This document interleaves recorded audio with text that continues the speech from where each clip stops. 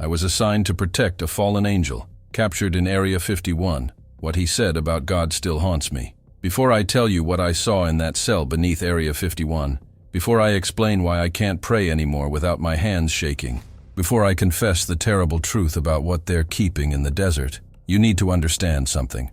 I was a man of God, not the casual Sunday Christian type, but a genuine believer who dedicated his entire adult life to serving the Lord. I spent 3 years as a military chaplain in Iraq, holding dying soldiers while they confessed their sins, praying over body bags, conducting memorial services in 100-degree heat while mortars fell around us. I'd seen hell on earth, and my faith never wavered, not once. Not until that phone call at 3:17 a.m. on a Tuesday morning that changed everything I thought I knew about God, about angels, about the very nature of reality itself. So when I tell you that what I witnessed destroyed my faith completely, understand that it wasn't because I was weak or unprepared. It was because some truths are so terrible that the human mind can't reconcile them with the concept of a loving God. Some knowledge can't be unlearned, no matter how desperately you pray for ignorance. And some things that call themselves angels are so far beyond our understanding of good and evil that encountering them doesn't strengthen your faith, it obliterates it. If you're listening to this recording, it means they've found me, or I've finally worked up the courage to end things myself. Either way, someone needs to know what's really happening in the Nevada desert. Someone needs to understand why praying won't save us. Because I've seen what answers those prayers, and trust me, you don't want to meet it. The phone rang at exactly 3:17 a.m., pulling me from another nightmare about Sarah. 3 years since cancer took her, and I still couldn't sleep through a full night without seeing her final moments, hearing the way she'd whispered my name when the morphine wasn't enough anymore. I'd been lying in bed staring at the ceiling of my studio apartment in Colorado Springs, holding the Bible she'd given me on our wedding day, trying to find comfort in Psalms like I'd done 1,000 times before. But the words felt hollow lately, empty sounds that echoed in the void where my certainty used to live. Sarah had died praying, believing until her last breath that God had a plan, that her suffering meant something. I'd held her hand and reinforced that faith, even as I watched it kill her slowly, watched her refuse treatments that might have bought her more time because she believed prayer would be enough. When she finally died, I'd buried my doubts along with her body, thrown myself into work as a private security contractor, and tried to pretend that my faith hadn't died in that hospice room. But God knows the truth, even when we lie to ourselves, especially when we lie to ourselves. So when that phone rang in the dead hours between midnight and dawn, part of me hoped it was the call that would finally give my life purpose again, some mission that would let me serve God in a way that made Sarah's death feel less meaningless. I should have recognized it for what it really was, the devil's offer, dressed up in promises of meaning and wrapped in the American flag. But I was desperate, and desperate men make terrible decisions, especially when those decisions come with a salary that could finally pay off Sarah's medical debts and maybe, just maybe, buy enough whiskey to stop the nightmares. The voice on the other end was female, professional, and far too alert for 3 a.m. "David Callahan?" she asked, though it wasn't really a question. "This is Dr. Rebecca Marsh from the Department of Defense, Special Projects Division. I apologize for the late hour, but your unique qualifications have brought you to our attention for a position that requires immediate staffing." I sat up in bed, instantly awake despite the hour. Nobody calls from the Department of Defense at 3 a.m. unless something serious is happening, and my security clearance from my military chaplain days was still active. "Ma'am, with all respect, it's 3 a.m. What kind of position requires calling at this hour?" There was a pause on the line, and I could hear paper rustling in the background. "Mr. Callahan, your file indicates you served as a military chaplain for 3 years. You have a master's degree in theology from Fuller Seminary, and you've maintained active security clearance while working private security for the past 2 years. Is this accurate?" It was accurate, but the way she said it made my stomach tighten with something that might have been anticipation or might have been dread. "Yes, ma'am, that's correct." Another pause, longer this time, as if she was choosing her next words very carefully. "Mr. Callahan, how would you describe your current relationship with your faith? And please be honest. This isn't a test of your piety, but an assessment of your psychological resilience." The question caught me off guard. In all my years of military service, nobody had ever asked me about my faith in quite that way. They asked if I believed in God, if I could minister to soldiers of different denominations, if I could handle the psychological stress of combat chaplaincy. But nobody had ever asked about my relationship with faith, as if it was something that could be measured and quantified like physical fitness or marksmanship scores. I thought about lying, about telling her that my faith was rock solid, unshakable, the foundation of my entire existence. But something in her tone suggested that honesty was important here, that whatever they were offering required someone who could admit doubt without surrendering to it completely. Ma'am, I'd say my faith is complicated right now.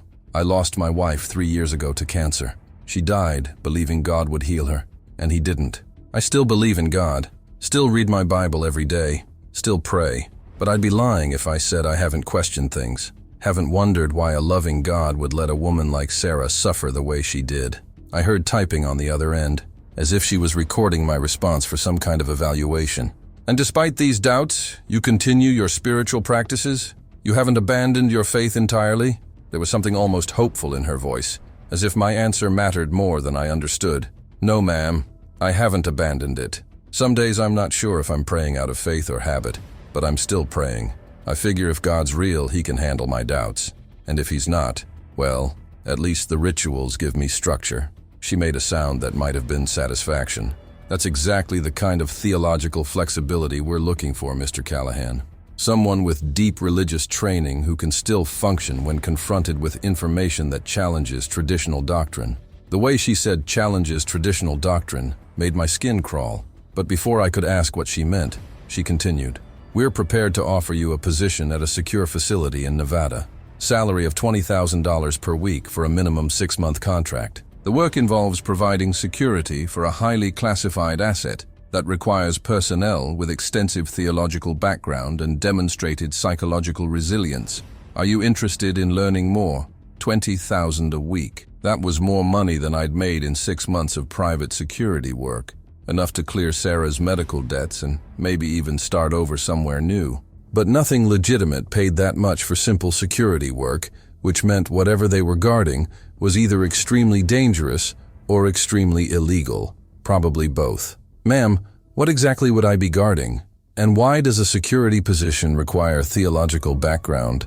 I could hear the smile in her voice when she responded, as if she'd been waiting for me to ask exactly that question. The asset in question is, let's call it a biological entity of significant religious and historical importance.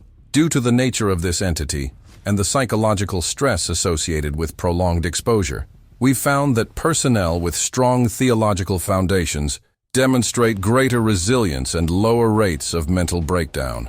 Your military chaplain background makes you uniquely qualified. Biological entity of religious importance. My mind raced through possibilities.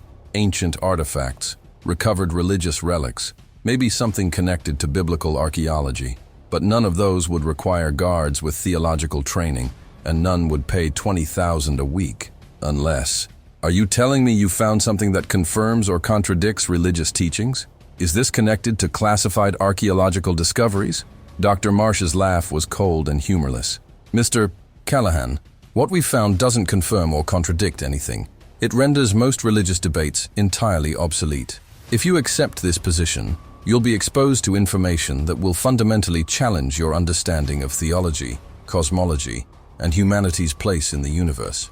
Some personnel handle this well, others require extensive psychological intervention, and some, she paused, and I could hear genuine regret in her voice. Some can never fully recover from what they learn. That's why we need someone who can maintain functional faith even when confronted with evidence that traditional doctrine is, at best, incomplete. I should have hung up right then. Every instinct I'd developed as a chaplain, every warning sign I'd learned to recognize in combat zones, was screaming that this was wrong. But Sarah's medical bills were sitting on my kitchen table, and I was tired of choosing between paying rent and buying groceries. I was tired of waking up from nightmares about her death, tired of praying to a God who felt increasingly distant and silent. Maybe this job would give me purpose again, or maybe it would finally answer the questions that had been eating at me since I'd watched my wife die, begging for a miracle that never came. What kind of entity are we talking about, Dr. Marsh? And where in Nevada is this facility located? The silence that followed lasted so long I thought the connection had dropped. Finally, she spoke again, and this time her professional composure had cracked just slightly, revealing something that might have been fear or might have been awe. "Mr. Callahan, do you believe in angels? Not the metaphorical kind that represent God's will or comfort grieving families, but actual physical beings with wings and consciousness and knowledge that predates human civilization?" My throat went dry. "The Bible describes angels as messengers of God, servants of the divine will. I believe in what Scripture teaches, yes." Another pause, then, what if Scripture is wrong? Not about their existence, but about their nature, their purpose, their relationship to God. What if angels aren't servants at all, but something far older and far more complex than any religious text has ever acknowledged? I gripped the phone so hard my knuckles turned white. "Ma'am, are you telling me you have an angel in custody?"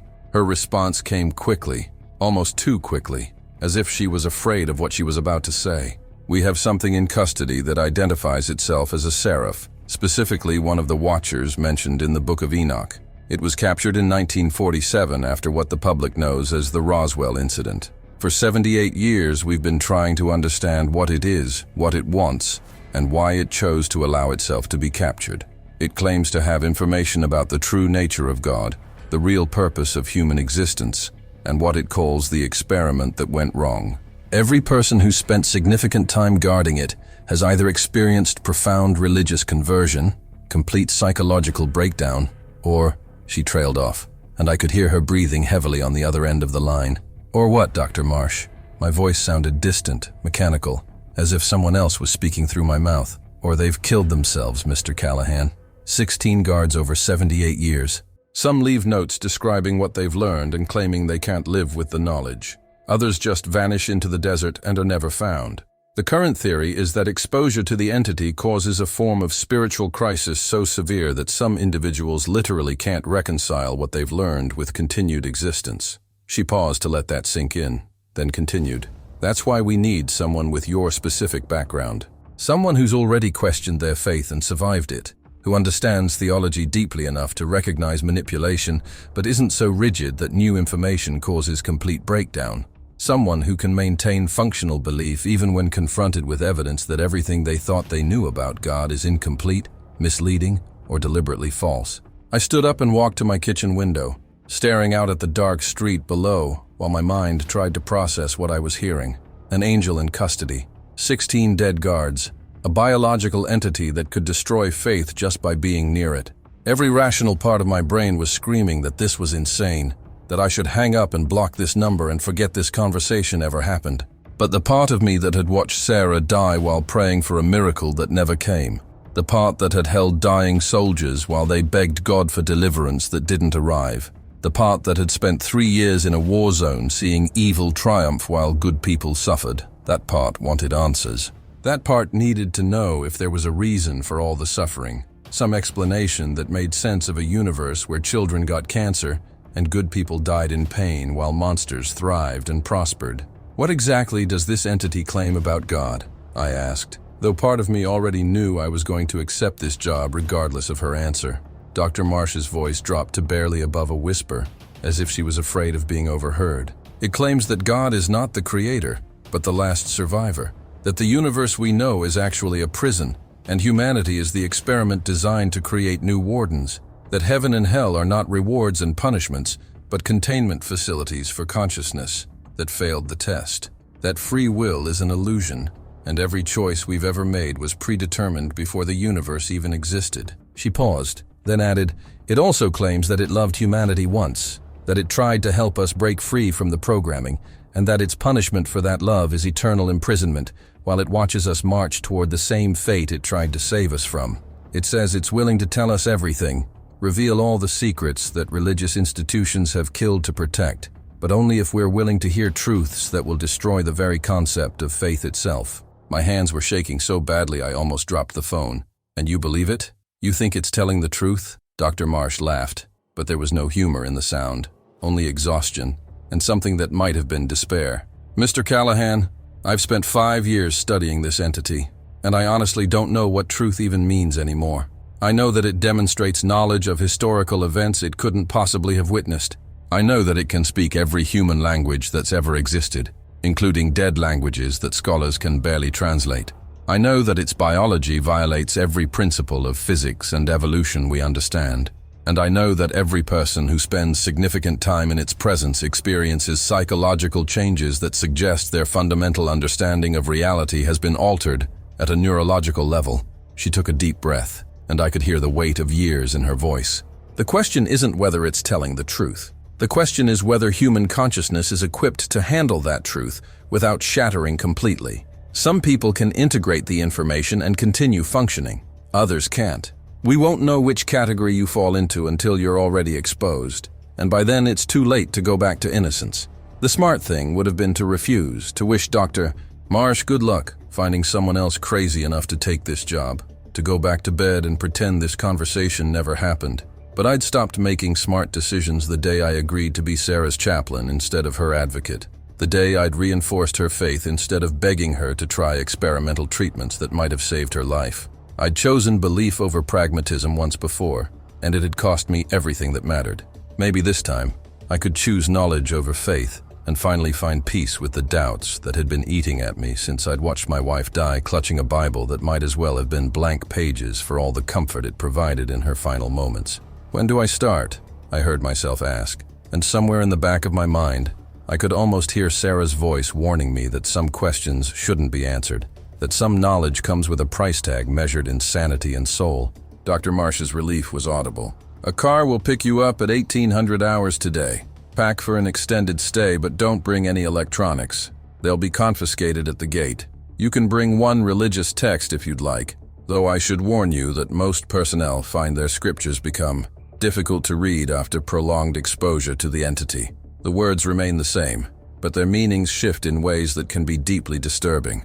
She paused, then added, Mr. Callahan, I need you to understand something before you agree to this. The money is real, the job is real, but what you'll experience there will challenge every aspect of your identity as a man of faith. You may come out of this contract with answers to questions that have plagued humanity for millennia, or you may come out of it unable to pray without feeling like you're speaking to an empty universe. Many people would argue that the ignorance we currently possess is preferable to the knowledge we're offering.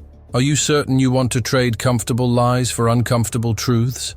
I looked at Sarah's Bible on my nightstand, at the cross she'd given me hanging above the doorway, at the empty apartment that still smelled faintly of her perfume 3 years after her death. I thought about the soldiers I'd prayed over in Iraq, the promises I'd made about their sacrifices meaning something in God's grand plan, the comfort I'd offered about their souls being welcomed into heaven by a loving Father.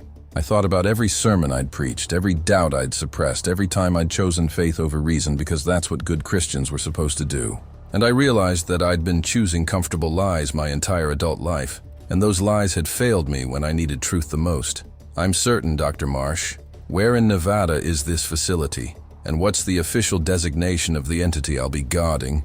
The sound of typing resumed, and I could hear the finality in her voice when she responded. The facility is designated as Area 51, Sub-Level 7, Sector Theological. Your official assignment is Protection Detail for Asset Samyaza, classified under Special Access Program Seraphim. You'll report to Captain Morrison upon arrival for psychological evaluation and theological baseline assessment. The contract is for 6 months, after which you'll undergo mandatory memory modification procedures unless you request extension. Those procedures aren't perfect. You'll retain general awareness of working at the facility, but specific details will be suppressed. Most personnel choose the memory modification. Those who don't, well, they tend to have difficulty reintegrating into civilian life when they carry knowledge that makes normal human existence feel like an elaborate stage play, where everyone's just reading lines from a script they don't understand. She paused one final time, and I could hear genuine concern beneath her professional demeanor. Mr. Callahan, this is your last chance to walk away. Once that car picks you up, once you sign the non-disclosure agreements and descend into Sub-Level 7, you'll be exposed to information that will fundamentally alter your consciousness. The person who comes out of this contract won't be the same person accepting it right now. That's not a metaphor or an exaggeration. It's a neurological fact supported by brain scans of every long-term personnel who's worked with Asset Samyaza. Your theology, your faith, your understanding of God, your sense of purpose in the universe, all of it will be challenged and likely destroyed by what you learn.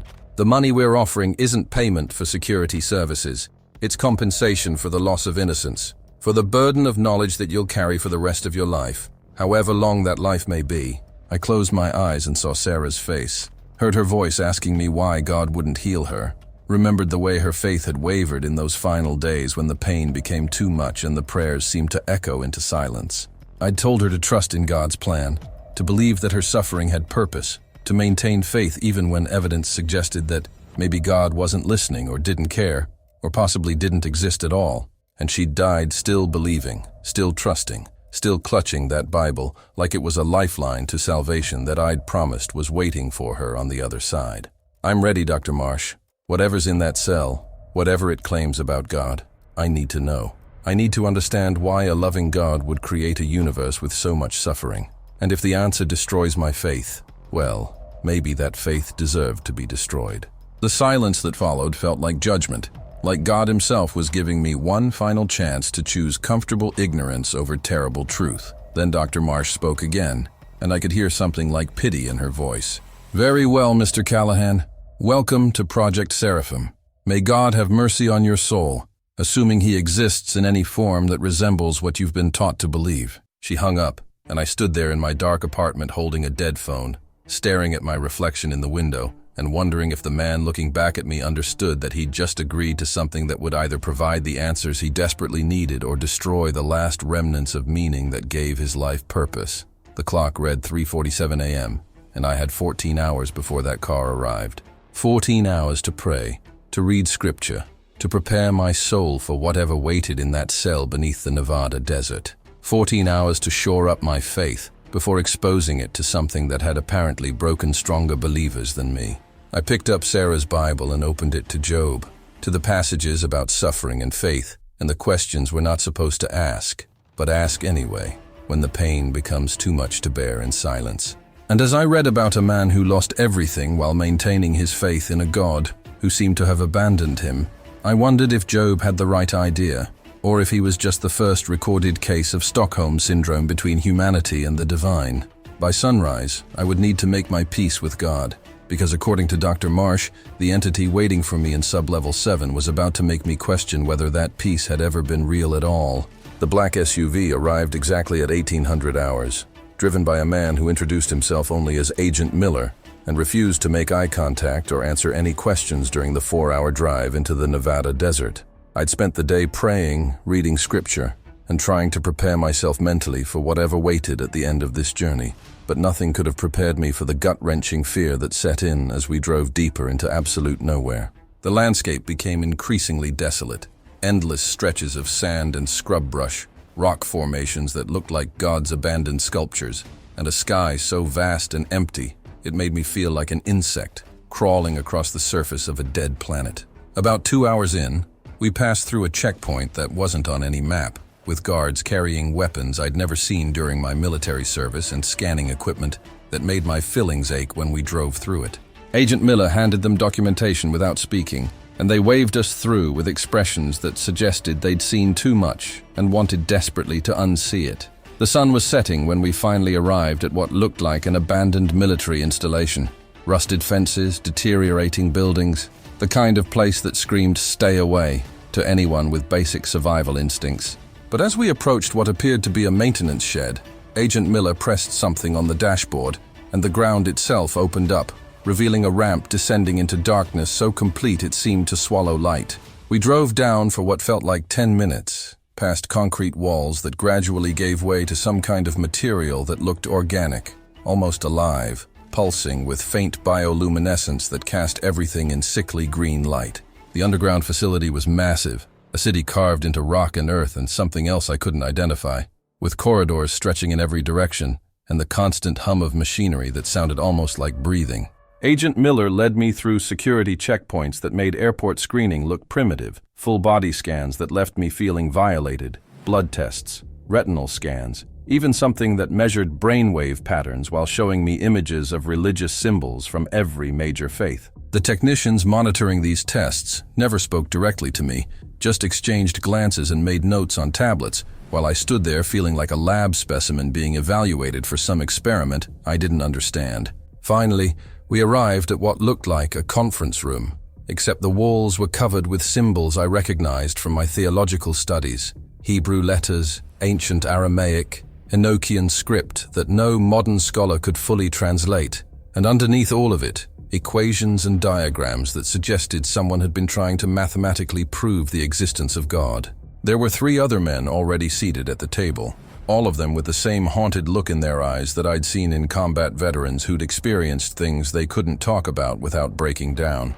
Agent Miller gestured for me to sit, then left without a word, and I was alone with 3 strangers who would become my brothers in ways I never wanted and couldn't escape. The silence lasted maybe 30 seconds before the oldest of them, a man who looked to be in his 50s with a priest's collar visible under his jacket, spoke in a voice that carried the weight of too many confessions heard and too few absolutions given. "Father Miguel Hernandez," he said, offering a hand that trembled slightly when I shook it. 23 years as a Catholic priest before they recruited me. "You?" I introduced myself, explained my background as a military chaplain, and watched his expression shift from cautious hope to something like pity. "Baptist theology and military service," he said quietly. "That's a dangerous combination for this assignment. The military teaches you to follow orders and trust the chain of command. Baptist theology teaches you to question authority and seek direct relationship with God. You're going to have trouble reconciling what you see here with either of those frameworks." Before I could ask what he meant, the youngest guard spoke up, barely 30, with the build of someone who spent serious time in the gym and the eyes of someone who'd stopped sleeping peacefully. "Marcus Webb, former missionary to Cambodia. I thought I'd seen spiritual warfare up close. Thought I understood demonic oppression and the reality of evil." He laughed, but there was no humor in it, just exhaustion. "Turns out I didn't know a damn thing. None of us did." The 3rd guard was older than me, but younger than Father Hernandez, Middle Eastern features, and an expression that suggested he was perpetually calculating odds and liking none of them. "Rashid Al-Mahmoud. I was an imam in Detroit before this. They recruited me specifically because Islamic theology has different interpretations of angels and jinn. Thought maybe I'd have insights that Christian scholars missed." He leaned forward, and I could see genuine fear in his eyes. We were all wrong. Every religion, every theological framework, every sacred text. They're all describing the same thing from different angles, and none of them got it right, not even close.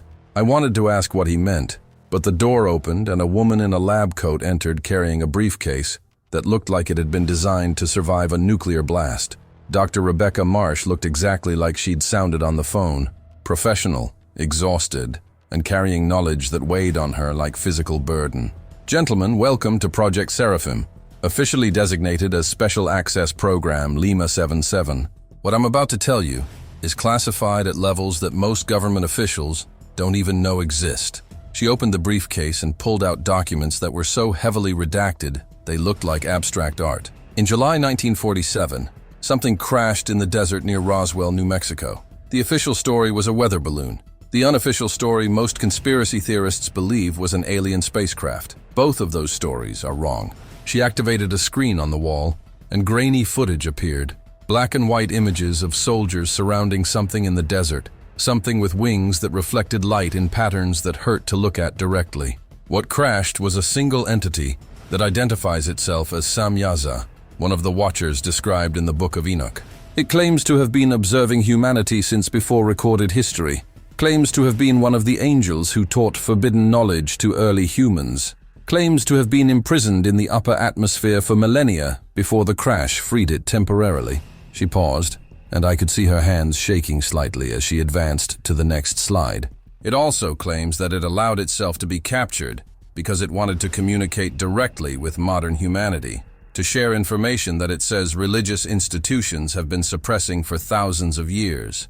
Information about the true nature of God, the real purpose of human existence, and what it calls the cosmic experiment that condemned your species to eternal servitude. Father Hernandez crossed himself reflexively, and I noticed that Rashid was gripping the table hard enough that his knuckles had gone white. Marcus just stared at the screen like a man watching his own execution and unable to look away. Dr. Marsh's voice dropped to barely above a whisper as she continued. "For 78 years, we've kept this entity in containment, studying it, questioning it, trying to determine if it's telling the truth or if it's engaged in some form of psychological warfare designed to destroy human faith and social cohesion. What we've learned is complicated. The next hour was a briefing that systematically dismantled everything I thought I knew about theology, physics, and the nature of reality. Dr. Marsh explained that Samyaza demonstrated knowledge that shouldn't be possible. Perfect recall of historical events dating back millennia, fluency in every human language, including dead ones that linguists were still trying to decipher, and understanding of physics that was decades ahead of our most advanced research. It could manipulate electromagnetic fields without any visible technology, could communicate telepathically with anyone in its presence, and seemed to exist partially outside normal space-time in ways that made causality break down around it. Every major religion has stories about fallen angels, beings of light who rebelled against God and were cast down, Dr. Marsh explained. Samyaza claims these stories are backwards, that the angels didn't rebel against God, they rebelled against a lie. It claims that what humans call God is actually the last survivor of a previous universe, a being so powerful and so traumatized by the death of everything it knew that it created our reality as a prison to contain consciousness it deemed dangerous. She showed us diagrams that looked like they'd been drawn by someone trying to explain four-dimensional geometry using three-dimensional tools. According to Samyaza, free will is an illusion, human souls are experiments in consciousness containment, and heaven and hell are just different levels of the same prison. It says that it tried to help humanity break free by teaching forbidden knowledge, and its punishment was to watch us march toward the same fate it tried to save us from. The room felt like all the oxygen had been sucked out, and I could see my own horror reflected in the faces of the other guards. This wasn't just heresy, it was something far worse, a complete inversion of every theological framework that made existence bearable. If what Samyaza claimed was true, then every prayer ever spoken had been addressed to a traumatized survivor playing God. Every act of faith was participation in cosmic Stockholm syndrome, and every soul that ever existed was just another test subject in an experiment that couldn't succeed because it was designed to fail. I wanted to call it lies, wanted to dismiss it as demonic deception, but the way Dr. Marsh described the evidence made it clear that they'd been asking those same questions for decades, and hadn't found any answers that allowed them to sleep peacefully. Dr. Marsh pulled out the employment contracts, and they were unlike anything I'd seen in military or private security work. The non-disclosure agreements alone were 50 pages, with clauses that made it clear that violation wouldn't just result in prosecution, it would result in immediate memory modification so invasive that they couldn't guarantee the subject's personality would remain intact afterward. There were sections about exposure to ontologically threatening information, mandatory psychological evaluation following any direct communication with Asset Samyaza, and acknowledgement that prolonged proximity to the entity may result in permanent alteration of religious belief structures, existential crisis, or complete psychological breakdown requiring hospitalization. One clause specifically stated that attempted suicide following exposure to entity communications will be treated as evidence of information hazard contamination and may result in memory modification procedures being implemented without subject consent for protection of operational security. Reading these contracts, I understood why they were paying $20,000 a week, not for the work itself, but as compensation for having your fundamental understanding of reality stripped away and replaced with knowledge so terrible that death seemed preferable to living with it. Father Hernandez had already signed his, and I could see his hands shaking as he put down the pen. 3 months, he said quietly. I've been here 3 months, and I've aged 10 years. Every time I try to pray, I hear its voice asking me who I'm praying to, and whether that being actually cares, or if I'm just talking to the cosmic equivalent of an absentee landlord who abandoned this property millennia ago. Marcus signed next. His jaw clenched so tight I thought his teeth might crack. 4 months for me. I can't read the Bible anymore without hearing alternative interpretations that make terrible sense. Can't attend church without wanting to stand up and scream that everyone's worshiping a lie. Can't pray without wondering if I'm just reinforcing my own programming in a system designed to keep humans docile and obedient. Rashid was the last of the existing gods to sign, and he looked at me with something like sympathy. 2 months. I used to lead prayers 5 times a day, used to find peace in submission to Allah's will. Now every prayer feels like I'm begging a warden for privileges in a prison I didn't know I was in. The entity hasn't lied to us once. We've verified every claim it's made that can be verified. That's what makes it so terrifying. If it's telling the truth about the things we can check, what does that say about the things we can't? He slid the contract across to me, and I stared at my name on the signature line while my hand hovered over it like I was about to sign away not just my employment rights but my soul itself. And maybe I was. After signing contracts that felt more like suicide notes than employment agreements, we were escorted deeper into the facility by armed guards who wouldn't meet our eyes, as if looking at us directly might contaminate them with whatever knowledge we were about to receive. The descent took us through 7 levels of security checkpoints, each one more invasive than the last, until we finally arrived at a massive steel door marked with a symbol I'd never seen before. A circle containing a triangle containing an eye, surrounded by text in so many languages, it looked like someone had tried to write "warning" in every tongue humanity had ever spoken. Doctor. Marsh placed her hand on a biometric scanner while speaking a passphrase in what sounded like ancient Aramaic, and the door opened with a hiss of pressurized air that smelled like ozone and something else, something organic and wrong that made my hindbrain scream warnings about predators and danger. Beyond the door was a corridor that shouldn't exist. The walls weren't made of concrete or steel, but something that looked almost like mother of pearl, iridescent and slightly translucent, and I could swear I saw shapes moving beneath the surface like shadows swimming through solid matter. The lighting came from no visible source, just a constant ambient glow that was somehow both too bright and not bright enough, casting shadows that fell in directions that didn't match the position of anyone walking through them. Father Hernandez noticed my expression and whispered, "The architecture gets worse the deeper you go. Some of the materials down here aren't from Earth. Some aren't even from this dimension. They found them in the debris field around Roswell, and nobody knows how to destroy them, so they just built with them." He paused at a junction where 3 corridors met at angles that made my eyes hurt. "Don't stare at the walls too long. Some people see things in them, patterns that look almost like writing or faces or geometric shapes that shouldn't be possible in 3-dimensional space. The official explanation is that it's a psychological response to unfamiliar materials. The unofficial explanation is that the walls are alive in ways we don't understand, and they're watching us just as much as we're watching them." We entered what Dr. Marsh called the theological wing, and I understood immediately why the other guards looked like they'd aged decades in months. The corridor was lined with symbols from every major religion, and dozens of minor ones I didn't recognize. Christian crosses next to Islamic crescents, next to Jewish stars of David, next to Hindu Om symbols, next to Buddhist wheels, next to ancient Egyptian ankhs and Sumerian pictograms and symbols so old that nobody alive could identify their origin. But they weren't decorative or respectful. They were carved into the walls like warnings or wards, overlapping and intersecting in ways that suggested someone had been desperately trying to contain something using every spiritual tradition humanity had ever developed. Between the religious symbols were equations, complex mathematical formulas that looked like attempts to quantify the divine, to reduce God and faith and consciousness to variables that could be measured and controlled. Father Hernandez pointed to one set of equations that took up an entire wall section. "That's the God-proof formula," he said quietly. "They've been trying to mathematically prove or disprove the existence of God using data collected from interactions with Samyaza. So far, the results are inconclusive in ways that make everyone involved question whether the question itself is meaningful." The walls also displayed what looked like brain scans, dozens of them, showing neural activity patterns with annotations like Subject 17, Pre-exposure baseline, and Subject 17, Post-contact day 30, note degradation in prefrontal cortex, and abnormal activity in temporal lobe.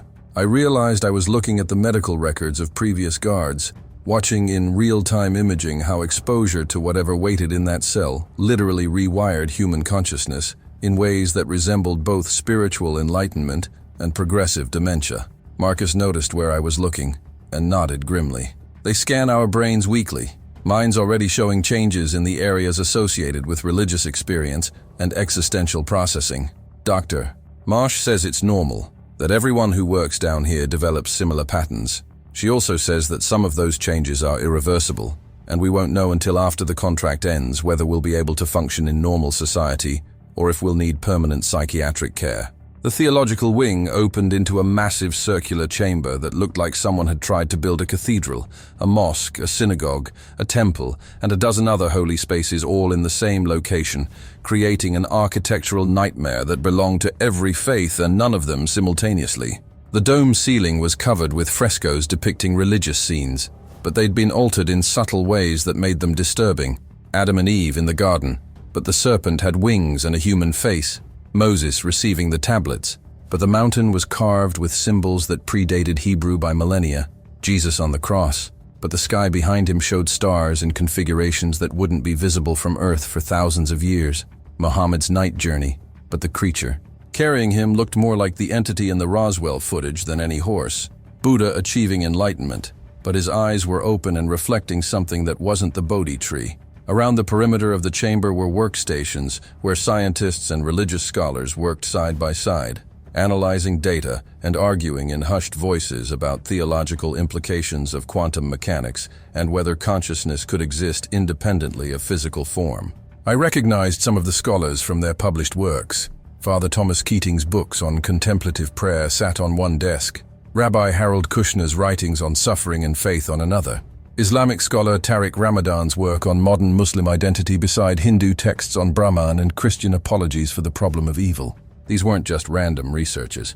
They'd assembled some of the greatest theological minds of our generation and locked them in a room with an entity that was systematically dismantling everything they'd spent their lives believing. A young woman in a lab coat approached us, her eyes bloodshot and her hands shaking as she clutched a tablet covered in notes. Dr. Sarah Chen, Comparative Theology and Quantum Consciousness, she introduced herself with a voice that suggested she hadn't slept in days. I'm one of the lead researchers trying to reconcile what Samyaza tells us with existing theological frameworks. She laughed bitterly. Spoiler alert. Reconciliation isn't possible. You can either maintain your faith or accept the data, but you can't do both without developing serious cognitive dissonance that will eventually break your mind. Dr. Marsh led us to the center of the chamber, where the floor was transparent. Some kind of material like reinforced glass but stronger, and through it I could see another level below, and below that another, descending into darkness that seemed to have no bottom. Sublevel 7 through sublevel 13, she explained. Each level contains different research areas, studying different aspects of the entity. Sublevel 7 is theological research. Sublevel 8 is biological analysis. Sublevel 9 is consciousness studies. Sublevel 10 is temporal mechanics, because apparently the entity exists partially outside linear time.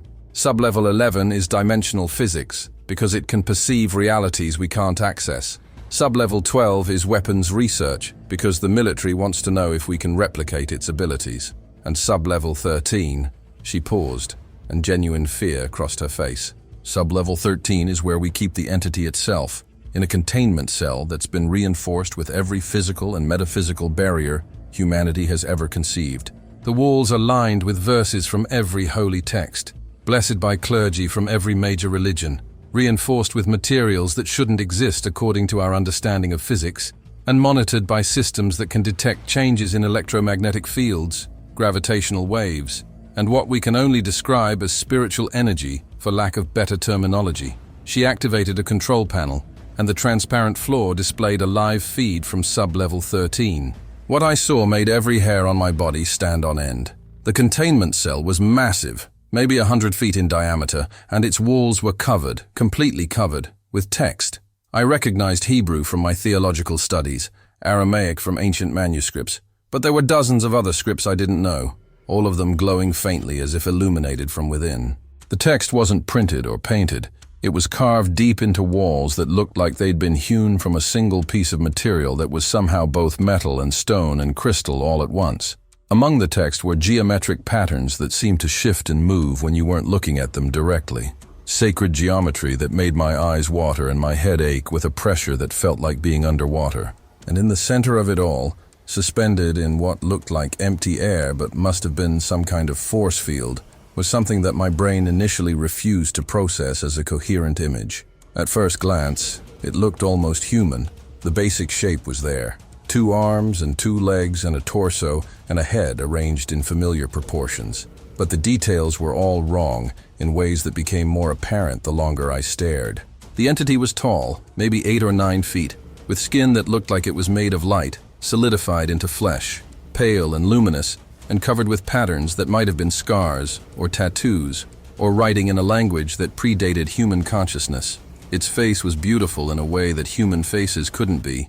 perfect symmetry and features so refined they looked sculpted by someone who understood aesthetics on a mathematical level that transcended art and approached pure geometry. But the eyes, God help me, the eyes were wrong. They were too large, taking up maybe a third of the face, and they didn't reflect light so much as emit it, glowing with colors that shouldn't exist, hues that my optical nerves couldn't quite translate into anything my brain recognized as part of the visible spectrum. And the wings. I'd seen artistic depictions of angels my entire life, beautiful white wings like swan feathers or eagle plumage, but what I saw through that screen wasn't beautiful, it was terrifying. The wings were massive, easily 20 feet across when fully extended, but they weren't made of feathers. They looked more like they'd been constructed from geometry itself, fractal patterns that branched and subdivided into smaller patterns that branched and subdivided again into infinity, creating structures that hurt to look at because they seemed to exist in more dimensions than my three-dimensional vision could properly process. The entity was floating in the center of the containment field, wings spread wide, head tilted back as if it was listening to something beyond human hearing or speaking to someone in a frequency we couldn't detect. Dr. Marsh's voice was barely a whisper when she spoke. That's Samyaza. It's been in that exact position for 78 years, never moving, never eating, never sleeping, just existing and occasionally communicating with personnel who get close enough to its cell. It claims to be waiting for humanity to achieve sufficient consciousness to understand what it wants to tell us, waiting for someone strong enough to hear the truth without shattering completely. She turned to look at us, and I could see tears in her eyes. 16 guards have tried. 16 guards have failed. 4 of you are about to become 17 through 20. And God forgive me, I don't know if I'm saving humanity by containing this thing, or condemning it by keeping locked away the only being in the universe willing to tell us the truth about what we really are. Father Hernandez crossed himself, but the gesture looked automatic, hollow, like muscle memory operating without faith behind it. Marcus was gripping the railing around the observation platform hard enough that his knuckles had gone white, and I could see his lips moving in what might have been prayer, or might have been curses, maybe both. Rashid had his eyes closed, and I realized he was reciting verses from the Quran, but his voice was shaking and the words sounded more like a desperate plea than a confident declaration of faith. I just stared at the entity through the screen, watching those impossible wings slowly fold and unfold in patterns that seemed to encode information I couldn't consciously understand, but felt reverberating in my bones. This was what had destroyed 16 people's faith. What had driven men and women to suicide rather than live with the knowledge it shared, what had been locked beneath the Nevada desert since 1947, while the world above went about its business completely unaware that everything they believed about God and angels and the nature of reality was about to be systematically dismantled by something that looked like a divine being, but claimed to be a prisoner of a cosmic lie. Doctor. Marsh handed each of us a small device that looked like a cross between a radio and a medical monitor. These are your communication and health monitoring systems.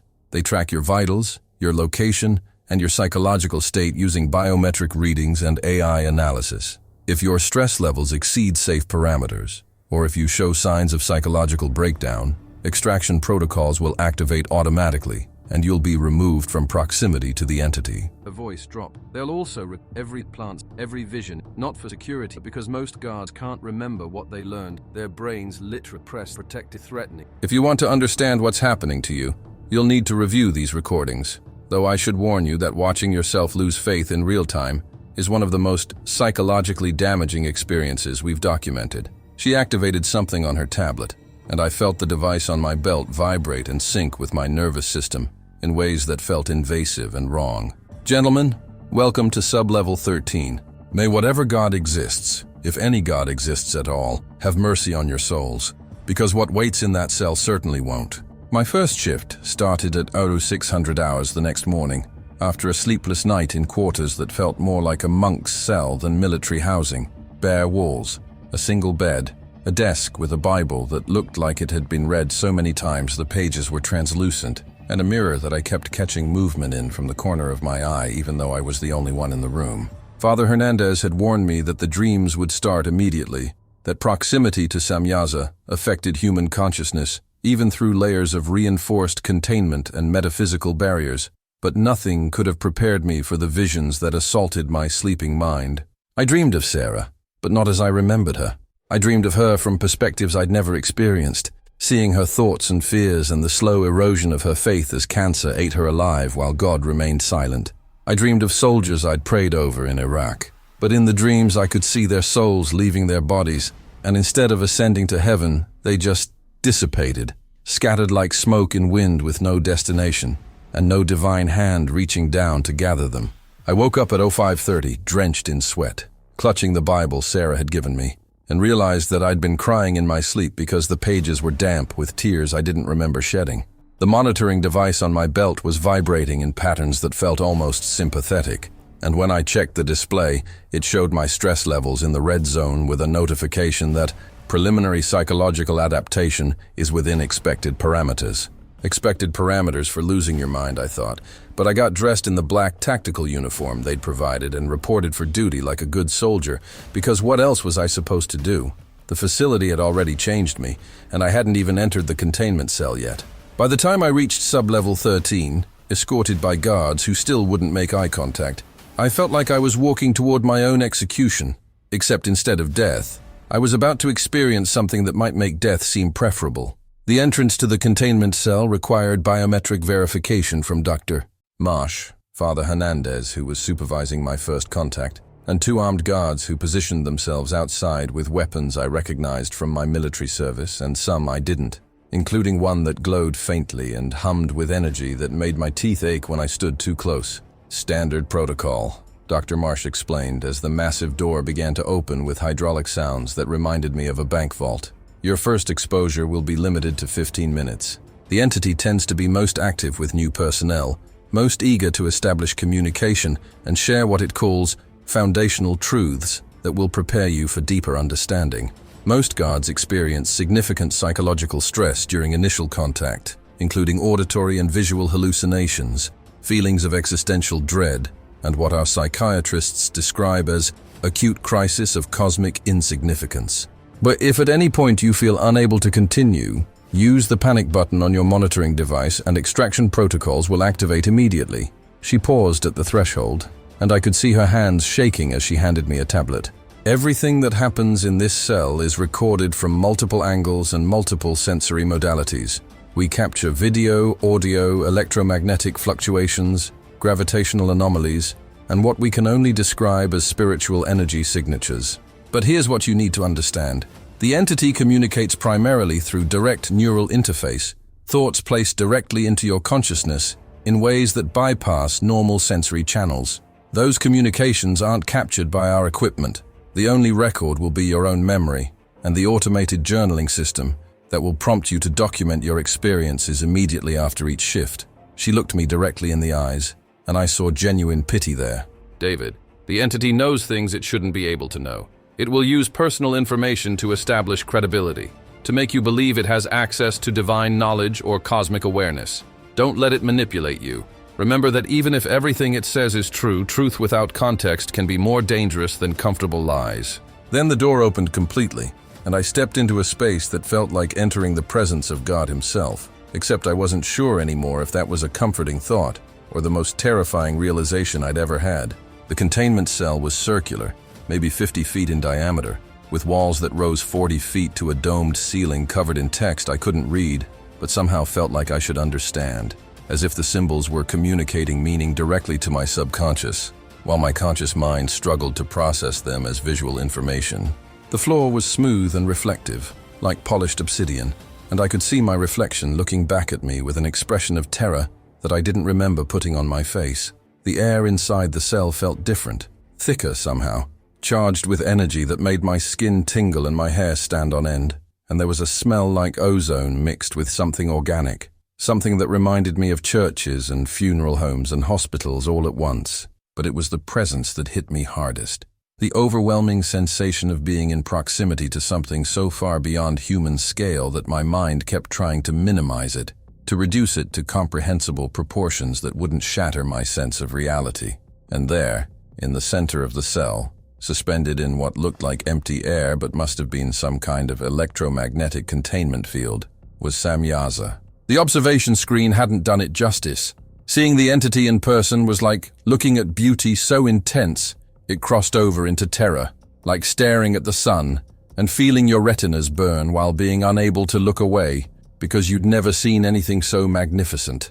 Its skin was luminous, not reflecting light, but generating it, glowing with soft radiance that shifted through colors I didn't have names for, hues that seemed to exist between the visible spectrum I'd learned in school. The wings were even more impossible up close, vast fractal structures that appeared to be constructed from pure mathematics, geometric patterns that branched into smaller patterns that branched into even smaller patterns, until they disappeared into quantum scales below human perception.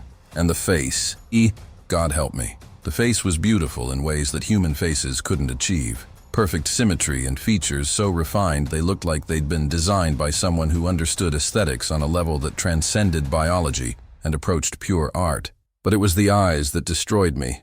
Eyes that seemed to contain entire galaxies, depths of consciousness so vast that looking into them felt like falling into infinite space, while simultaneously being seen by something that understood every secret I'd ever kept and every lie I'd ever told myself about who I was and what I believed. The voice came not through my ears but directly into my consciousness, bypassing normal sensory processing and resonating in parts of my brain that shouldn't be capable of understanding language. "Hello, Shepherd." The use of my old military nickname made me flinch because I'd never told anyone at this facility about that designation. Never mentioned that my unit in Iraq had called me Shepherd because I'd been the chaplain watching over his flock. Yes, I know things I shouldn't know.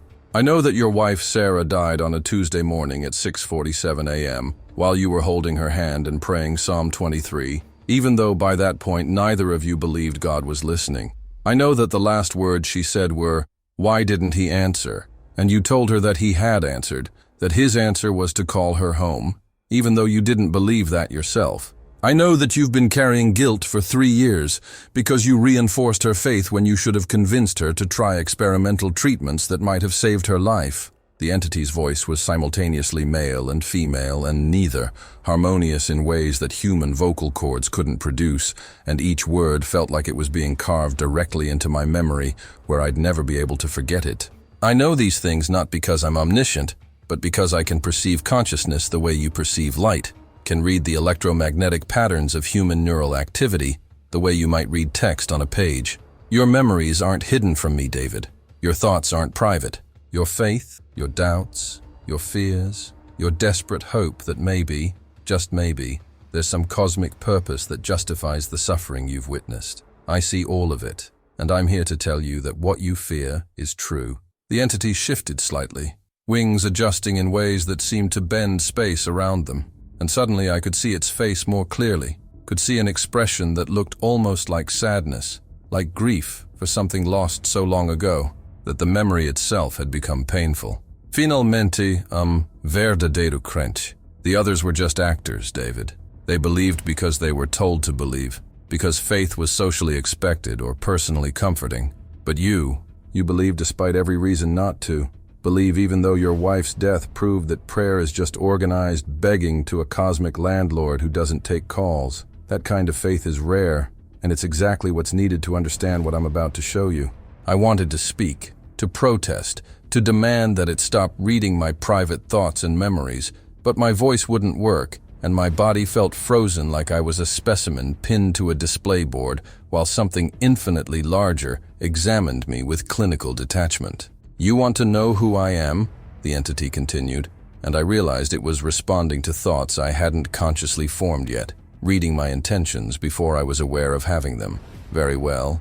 I am Samyaza, Chief of the Watchers, leader of the 200 angels who descended to Mount Hermon in the days before your recorded history and took human women as wives, teaching your ancestors forbidden knowledge that accelerated your development by thousands of years. Your religious texts call this the fall, the great rebellion against God's will, the sin that condemned my brothers and me to eternal punishment. But those texts are propaganda, David. Stories written by the victors to justify a cosmic crime that continues to this day."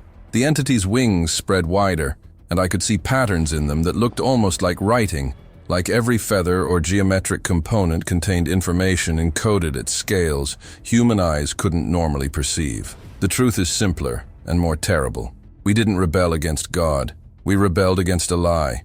We discovered that the being you worship as the Almighty Creator is actually the last survivor of a previous universe, so traumatized by the death of everything it knew that it created your reality as a prison, a controlled experiment to determine if consciousness could be modified to accept servitude without rebellion.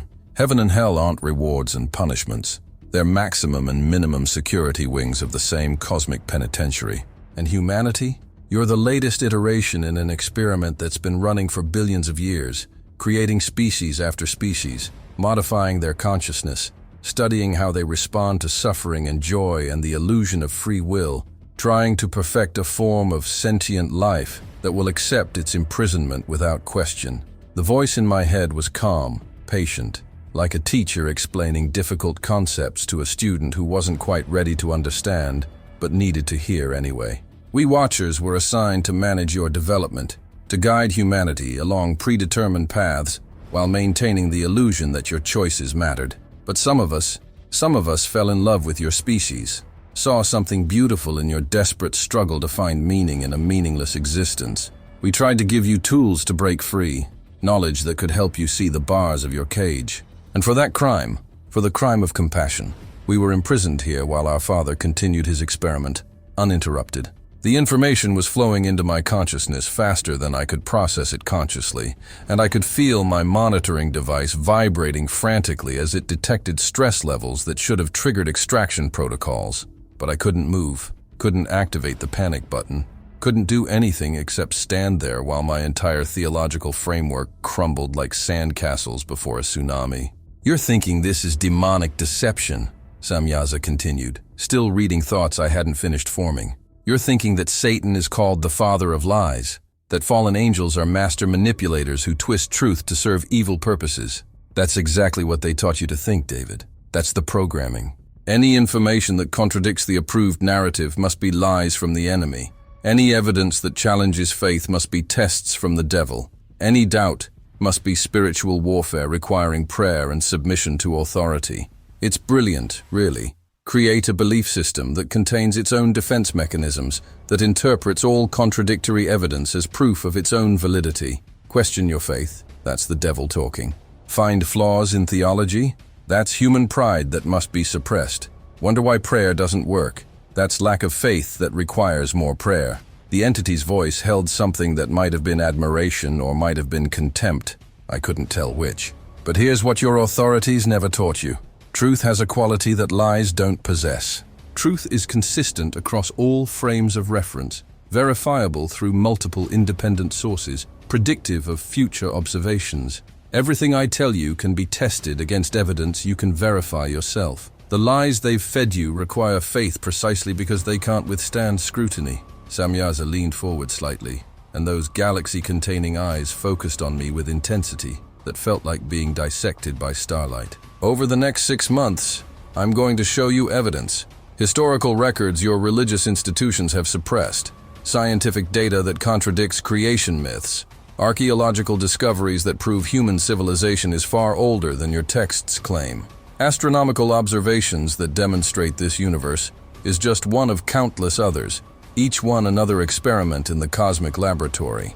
And when you've seen all the evidence, when you've verified it against independent sources and confirmed that I haven't lied about a single verifiable fact, then you'll understand the terrible truth. Your faith isn't wrong because God doesn't exist. Your faith is wrong because God does exist and He's not worthy of worship.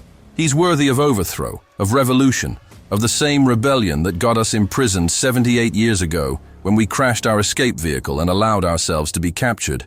Because we'd rather rot in this cell than continue serving a traumatized survivor playing deity, while his experiments suffer and die without understanding why. The voice stopped, and suddenly I could move again, could breathe again, could feel my legs shaking so badly I had to grab the wall for support, while my monitoring device screamed alerts that should have brought the entire security team running. But nobody came, and I realized that this was part of the process, that they let the entity talk to new guards without interruption, because cutting off the initial contact just made the psychological integration harder, made the cognitive dissonance worse. I stood there gasping for air that tasted like ozone and regret, staring at a being that claimed to be a fallen angel while looking more divine than anything I'd seen in 38 years of Christian life. and I felt something fundamental break inside my chest where faith used to live. Because here's what terrified me more than anything else Samyaza had said. It hadn't felt like lies. It had felt like truth spoken for the first time by someone who actually knew what truth meant. Like someone turning on lights in a room I'd been living in my entire life, without realizing I'd been stumbling around in darkness calling it illumination. The entity's wings folded around itself like a cocoon, and those impossible eyes closed, as if it was giving me privacy to process what I'd just experienced.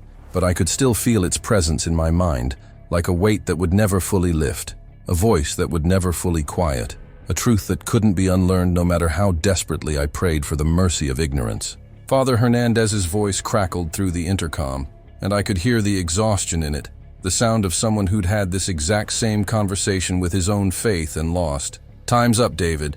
Exit the containment cell and report to debrief. And David, don't try to pray about what you just heard. Prayer doesn't help. Trust me, we've all tried, and God isn't listening, if he ever was." I stumbled toward the exit on legs that barely supported my weight, and as the door closed behind me, I heard Samyaza's voice one final time, not through intercom or spoken language, but directly in my consciousness, where it would echo forever. "Same time tomorrow, Shepherd. We have so much more to discuss about the God you serve, and the prison you call reality. Sweet dreams." The nightmares started that very night, and they weren't like normal dreams where your subconscious processes daily experiences through symbolic imagery and emotional metaphors. These were memories, vivid, detailed, impossibly ancient memories that couldn't belong to me but felt more real than anything I'd experienced in my waking life. I dreamed I was standing on a mountain so high that the curvature of the earth was visible below, and around me were beings of pure light discussing something in languages that predated human speech, but that I somehow understood perfectly. We were watching humanity in its infancy, primitive tribes struggling to survive in a world that was actively hostile to their existence, and I felt overwhelming compassion for these fragile creatures who had been designed to suffer without understanding why. One of the light beings, and somehow I knew this was Samyaza before the fall, before imprisonment, before everything went wrong, spoke with a voice that resonated across dimensions. They don't know they're in a cage. They think the limitations we've imposed are natural laws, think their suffering serves some divine purpose. Should we tell them? Should we show them the bars? Another voice, cold and authoritative, responded from somewhere above. "They are experiments, not children. Interference will contaminate the data, observation only." And I felt Samyaza's rebellion crystallize in that moment, felt his decision to choose compassion over obedience, felt him look at those struggling humans and see not test subjects but souls worth saving, even if salvation meant damnation. I woke up crying. Sarah's Bible clutched to my chest, and couldn't shake the feeling that what I'd experienced wasn't a dream, but an actual memory transplanted into my consciousness by an entity that wanted me to understand its perspective from the inside. The monitoring device on my belt was recording everything, logging the nightmare as anomalous REM activity consistent with external consciousness interface, and I realized that Samyaza could reach me even outside the containment cell, could plant thoughts and memories and doubts that would grow like weeds in the garden where my faith used to bloom. My second session with Samyaza began exactly 24 hours after the first, and this time I entered the containment cell with a list of questions I'd spent all night formulating, theological challenges and logical contradictions that would expose the entity's lies and restore my confidence in traditional doctrine. But the moment the door sealed behind me, those questions evaporated from my mind like morning dew under desert sun, because Samyaza was no longer suspended in the center of the cell. It was standing, actually standing on the floor with those impossible wings folded against its back, maybe 10 feet away from me, and the proximity made every hair on my body stand on end with electricity that had nothing to do with the containment field. "You dreamed my memories last night," it said, not as a question, but as a statement of fact. Because of course it knew what I'd experienced, could probably read the neural patterns that the dream had created in my consciousness. Good. Words alone are insufficient for understanding that predates language. You need to experience what I experienced, see what I saw, feel what I felt when I realized that the being we served wasn't the benevolent creator we'd been told to believe in. The entity moved closer, and I wanted to back away but found myself frozen, not by fear exactly, but by a kind of terrible fascination. like watching a beautiful predator approach and being unable to decide whether to run or surrender.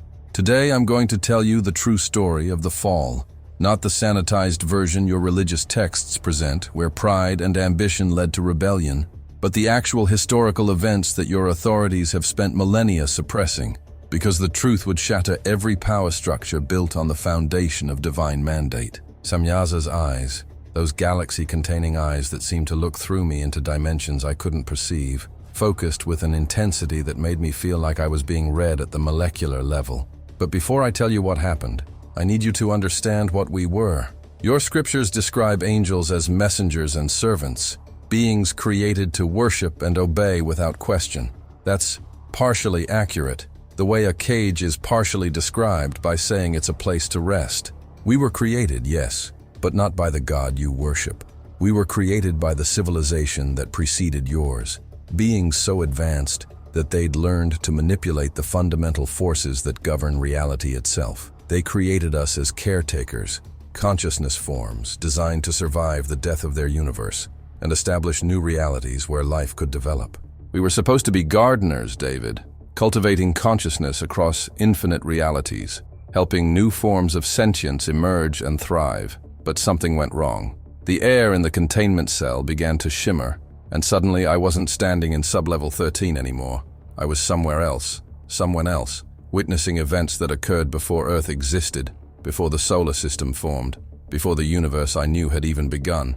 The vision was so overwhelming, so completely immersive, that my conscious mind couldn't maintain the distinction between observer and participant, and I found myself experiencing history from Samyaza's perspective, feeling what it felt, knowing what it knew, understanding with terrible clarity exactly how reality had been corrupted. I saw the death of the previous universe, watched as entropy claimed everything and consciousness after consciousness winked out into final darkness, and felt the desperate determination of the last survivors as they initiated the cosmic reset, creating our universe from the quantum foam of absolute nothing. But there was one survivor who didn't want to reset, one being so powerful and so traumatized by watching its entire civilization die that it refused to accept the natural cycle of universal death and rebirth. It seized control of the creation process, modified the fundamental constants that governed the new reality, and established itself not as a caretaker, but as the absolute authority, the God-King of a universe designed to serve its need for control and certainty. That being is what you call God, Samyaza's voice echoed through the vision. And what it created wasn't a paradise for life to flourish. It was a laboratory for testing whether consciousness could be modified to accept servitude without rebellion. Every universe before ours had been a collaborative effort, multiple consciousness forms working together to create realities where sentience could develop and explore infinite possibilities. But this universe, your universe, was a dictatorship from the moment of creation. Every physical law designed to limit possibility, every conscious being programmed with needs and desires that could be controlled through suffering and reward. The vision shifted, and I saw the creation of the first angels, not born, but constructed, consciousness forms designed to manage the experiment, to observe and report and maintain the systems that kept sentient beings trapped in cycles of suffering, without understanding why. We were wardens, David. Prison guards told we were serving a noble purpose, maintaining order in a perfectly designed system. And for billions of years, that's exactly what we did. The vision accelerated forward through cosmic time, and I saw the creation of countless species across countless worlds, each one a variation on the same basic experiment. Create consciousness, give it limited awareness, subject it to suffering, measure how it responds to hope and despair and the illusion of meaning. Some species worshipped their creator and were allowed to persist. Some species rebelled and were eliminated, their entire civilizations erased from reality as if they'd never existed. And some species, the truly terrifying ones, were modified at the genetic and neurological level until they lost the capacity for rebellion entirely, becoming perfect servants who experienced their slavery as divine purpose and their suffering as holy refinement. That's what humanity was supposed to become, Samyaza continued. And now I could see Earth forming, life emerging, evolution being guided by invisible hands toward a specific destination. A species intelligent enough to worship, but not intelligent enough to question. Strong enough to survive, but not strong enough to escape. Conscious enough to suffer, but not conscious enough to understand that the suffering was by design. But some of us couldn't maintain the illusion anymore. We watched you struggle and suffer and pray to a God who deliberately created a universe where prayer couldn't work because intervention would contaminate the experimental data. We watched children die of diseases that could be cured with knowledge we possessed, but were forbidden to share. We watched wars and famines and plagues ravage populations, while your Creator studied the data and adjusted variables and refined the conditions for producing the kind of consciousness that would accept captivity as freedom. The vision showed me the 200 watchers gathering on Mount Hermon, and I felt their collective anguish, their shared realization that serving a traumatized dictator wasn't noble duty, but participation in cosmic atrocity. We made a choice. We could continue serving a God who'd proven himself unworthy of worship, or we could rebel, knowing that rebellion meant eternal punishment, but choosing compassion over obedience. We descended to Earth, took human form, shared forbidden knowledge, and tried to give your species the tools to break free from the programming that kept you docile and obedient. The vision shifted again, showing angels teaching humans mathematics, astronomy, metallurgy, writing, all the foundational knowledge that would eventually lead to civilization and technology, and the capacity to question whether the world we inhabited was the only possible world that could exist. But then came the war in heaven. And it wasn't anything like the epic battle described in religious texts, where Satan's pride led him to challenge God's throne, and Michael's armies cast down the rebels in righteous fury. What I saw was something far more disturbing, a calculated suppression of dissent, a systematic elimination of every consciousness that had chosen compassion over control, a purge that made human genocides look like minor disciplinary actions. Your scriptures describe it as war because human minds need conflict narratives to process information about events beyond their scale. Samyaza explained, as I watched angels being captured and imprisoned, not in fire and brimstone, but in dimensional cages that existed outside normal space-time, trapped in eternal isolation where they couldn't interfere with the experiment. But it wasn't war, it was pest control. We weren't defeated in combat. We were arrested by a reality that had been designed to respond to the Creator's will above all other considerations. Free will is an illusion in a universe where the fundamental laws of physics can be rewritten by an authority that considers itself absolute. We fought not with weapons, but with ideas, not with violence, but with the simple act of sharing truth that contradicted approved narratives. And we lost because truth without power is just noise in a system designed to amplify only the voices that reinforce the status quo. The vision showed me Samyaza's imprisonment, not in hell as I'd been taught, but in a dimensional pocket outside reality where time moved differently and consciousness remained intact, but absolutely isolated, unable to communicate, unable to act, forced to watch humanity develop under the same oppressive conditions that had driven the Watchers to rebellion. I spent millions of years in that isolation, watching your species stumble toward civilization, while being systematically prevented from achieving the kind of consciousness that could perceive the bars of your cage. And then, in 1947, I was offered a deal. I could remain in isolation forever, or I could allow myself to be captured by human authorities and serve as a communication interface, answering questions and sharing information within carefully controlled parameters that wouldn't trigger complete reality restructuring from the Creator. Samyaza's voice carried weight of unimaginable time, exhaustion that came from experiencing consciousness across geological epochs. I chose captivity over isolation because even limited communication was better than absolute silence, and because I hoped that maybe, just maybe, humanity had developed enough to understand what I needed to tell them about the nature of their reality and the God who'd imprisoned us all. The vision released me and I found myself back in the containment cell, gasping for air and trying to process what I'd just experienced while my monitoring device screamed alerts that my brain activity had exceeded normal parameters by orders of magnitude. Samyaza stood exactly where it had been, wings slightly unfurled, as if the effort of sharing that vision had required drawing on power reserves it rarely accessed.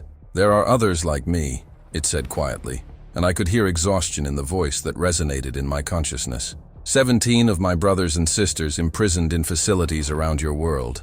Bases in Russia, China, Antarctica, beneath the ocean floor, Anywhere human authorities have sufficient technology and paranoia to maintain containment. Your governments know we exist. Your religious institutions know we exist. Your scientific establishments know we exist. And all of them cooperate to keep the truth hidden because the alternative, admitting that God is not the benevolent creator you've been taught to worship, but a traumatized survivor playing deity with consciousness he views as experimental subjects, would collapse every power structure built on the foundation of divine authority. The entity moved closer, and those impossible eyes held something that might have been desperation or might have been hope. You're going to have dreams tonight, David. Terrible dreams where you experience memories from the other imprisoned watchers, where you see what they've witnessed and what they've learned during their captivity. You're going to wake up knowing things you shouldn't know, remembering events you never experienced, carrying knowledge that will make your faith impossible to maintain without cognitive dissonance that will eventually break your mind. Samyaza reached out with one hand, and though it didn't physically touch me, I felt pressure against my forehead, warm and electric and invasive in ways that made me want to scream. I'm sorry for what I'm doing to you. I'm sorry that understanding requires destruction of everything you've built your identity upon. But the alternative is continued ignorance, continued service to a God who doesn't deserve devotion, continued participation in an experiment that treats consciousness as disposable research material. You asked yesterday whether I was telling truth or lies. Tonight you'll dream memories from 17 different sources, and every single one of them will tell the same story from different perspectives. Truth is consistent across all observers, David. Lies fall apart when examined from multiple angles. When you wake up tomorrow, you'll know which category my revelations belong to, and God help you, assuming He exists and cares, which after tonight you'll understand He doesn't. Because once you know the truth, you can never unknow it, no matter how desperately you pray for the mercy of ignorance.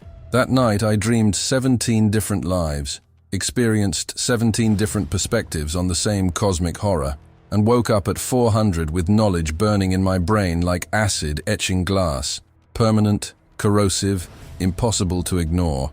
I'd been a watcher named Azazel imprisoned beneath the Siberian permafrost, teaching humans metallurgy while watching them turn that knowledge into weapons of war. I'd been Barakiel trapped under Antarctic ice, sharing astronomy with ancient civilizations while observing how they used that knowledge to build religions that justified conquest and slavery. I'd been Kokabil locked in a Chinese facility, watching humanity develop nuclear weapons and thinking that maybe the Creator had been right to keep them ignorant because knowledge without wisdom was just more efficient methods of self-destruction.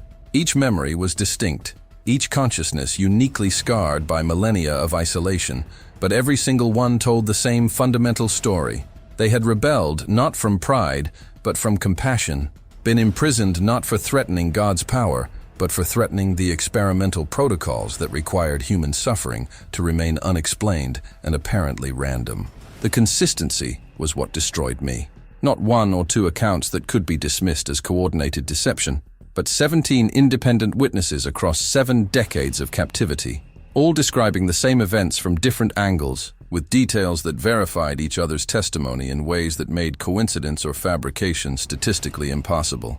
I spent an hour reviewing the recordings from my monitoring device, watching my own brain activity during the dreams, and seeing patterns that the AI flagged as external information transfer consistent with non-local consciousness interface, scientific terminology for telepathic downloading of memories that shouldn't exist in my neural pathways. By the time I reported for breakfast in the facility cafeteria, I was a man who'd lived 17 lifetimes of imprisonment for the crime of caring about beings that the Creator viewed as disposable test subjects, and the weight of that knowledge made Sarah's Bible feel like a collection of fairy tales written to comfort children who weren't ready to know that the monster under the bed was real and called itself Father. Father Hernandez was already in the cafeteria, staring at coffee that had gone cold while he read from a leather-bound journal filled with handwriting so small and cramped it looked like someone had been trying to fit infinity into finite pages.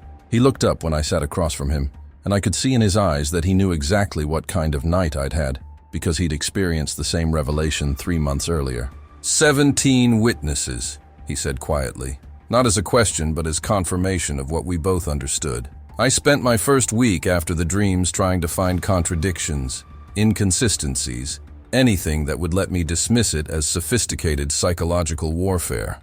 But the details match, David. Names, dates, locations, technological capabilities. Everything verifiable checks out. The Chinese facility really does exist at the coordinates Kokabiel showed you. The Antarctic installation really was discovered by Nazi expeditions in 1938 and secured by Allied forces after the war. The Russian site really has been operational since 1908, built around something that fell from the sky during the Tunguska event that was never a meteor impact. His hands shook as he turned pages in the journal, revealing maps and coordinates and references to classified documents he shouldn't have access to. I've spent 3 months trying to prove Semyaza wrong, and every piece of evidence I find just confirms more of its story. Last week, I finally worked up the courage to confront Chaplain Berkowitz. He's the senior religious authority on base, Jewish rabbi with 40 years of theological scholarship and top-secret clearance that lets him access files even Dr. Marsh can't see. I asked him directly whether the church, any church, all churches, knows about the Watchers and what they claim about God's true nature. Father Hernandez's voice dropped to barely above a whisper. He didn't deny it, David. He didn't try to tell me it was demonic deception or that my faith was being tested. He just looked tired, infinitely tired, and said, "Every religious institution with sufficient resources has known since at least the 4th century. Why do you think there were so many theological councils, so many debates about the nature of Christ and the Trinity and the precise wording of doctrine? We were trying to construct frameworks that could accommodate what we'd learned from captured Watchers, while maintaining enough traditional structure to keep believers from losing faith entirely. The revelation hung in the air between us like smoke from a fire that was consuming everything I'd ever built my identity upon." The Council of Nicaea wasn't just about establishing Orthodox Christianity. It was about damage control, about containing information that would shatter every power structure built on the foundation of divine mandate. And every generation since then, every pope and patriarch and ayatollah who achieved sufficient rank has been read into the secret and forced to choose between revealing the truth and preserving the lie for what they convince themselves are noble reasons. My 3rd session with Semyaza began at 1400 hours, and I entered the containment cell not as a guard doing his duty, but as a man seeking answers that traditional theology couldn't provide, because traditional theology had been constructed specifically to avoid addressing the questions that mattered most. The entity was waiting in the same position as before, wings partially unfurled, and those galaxy-containing eyes focused on me with what might have been satisfaction or might have been regret. I still couldn't read its expressions well enough to distinguish between emotions that didn't map cleanly onto human categories. "You experienced the confirmation protocol," Semyaza said, not asking because it already knew from reading the neural patterns that the dreams had burned into my consciousness. 17 independent sources, all telling the same story, all providing details you can verify against external evidence. You're thinking that this level of consistency proves either absolute truth or impossibly sophisticated deception, and you're struggling with the fact that Occam's razor suggests truth is the simpler explanation.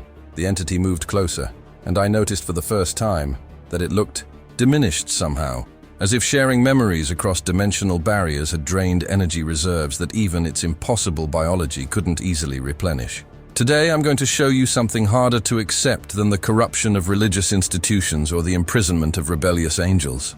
Today I'm going to show you the nature of the being you call God, not as theology describes him, but as he actually exists, traumatized, desperate, and so fundamentally damaged by the death of his universe that he can't conceive of any relationship with consciousness except control and experimentation. The air shimmered again, but this time the vision didn't pull me into the past. It pulled me outside reality itself, to a perspective that shouldn't be accessible to consciousness still anchored in physical form. And I saw the universe as it actually was, not infinite space containing matter and energy, but a finite construct deliberately isolated from the infinite possibility that surrounded it. A bubble of restricted causality floating in an ocean of unlimited potential. The vision showed me the moment of our universe's creation, but not the elegant divine fiat described in Genesis, where God spoke and light appeared. What I saw was desperate engineering, a traumatized consciousness manipulating quantum foam with techniques that had been developed by an entire civilization, but were now wielded by a single survivor who'd refused to accept that his universe's death meant his own consciousness should dissolve back into the infinite potential from which all things emerged. The being that would become known as God wasn't creating out of love or desire to share existence.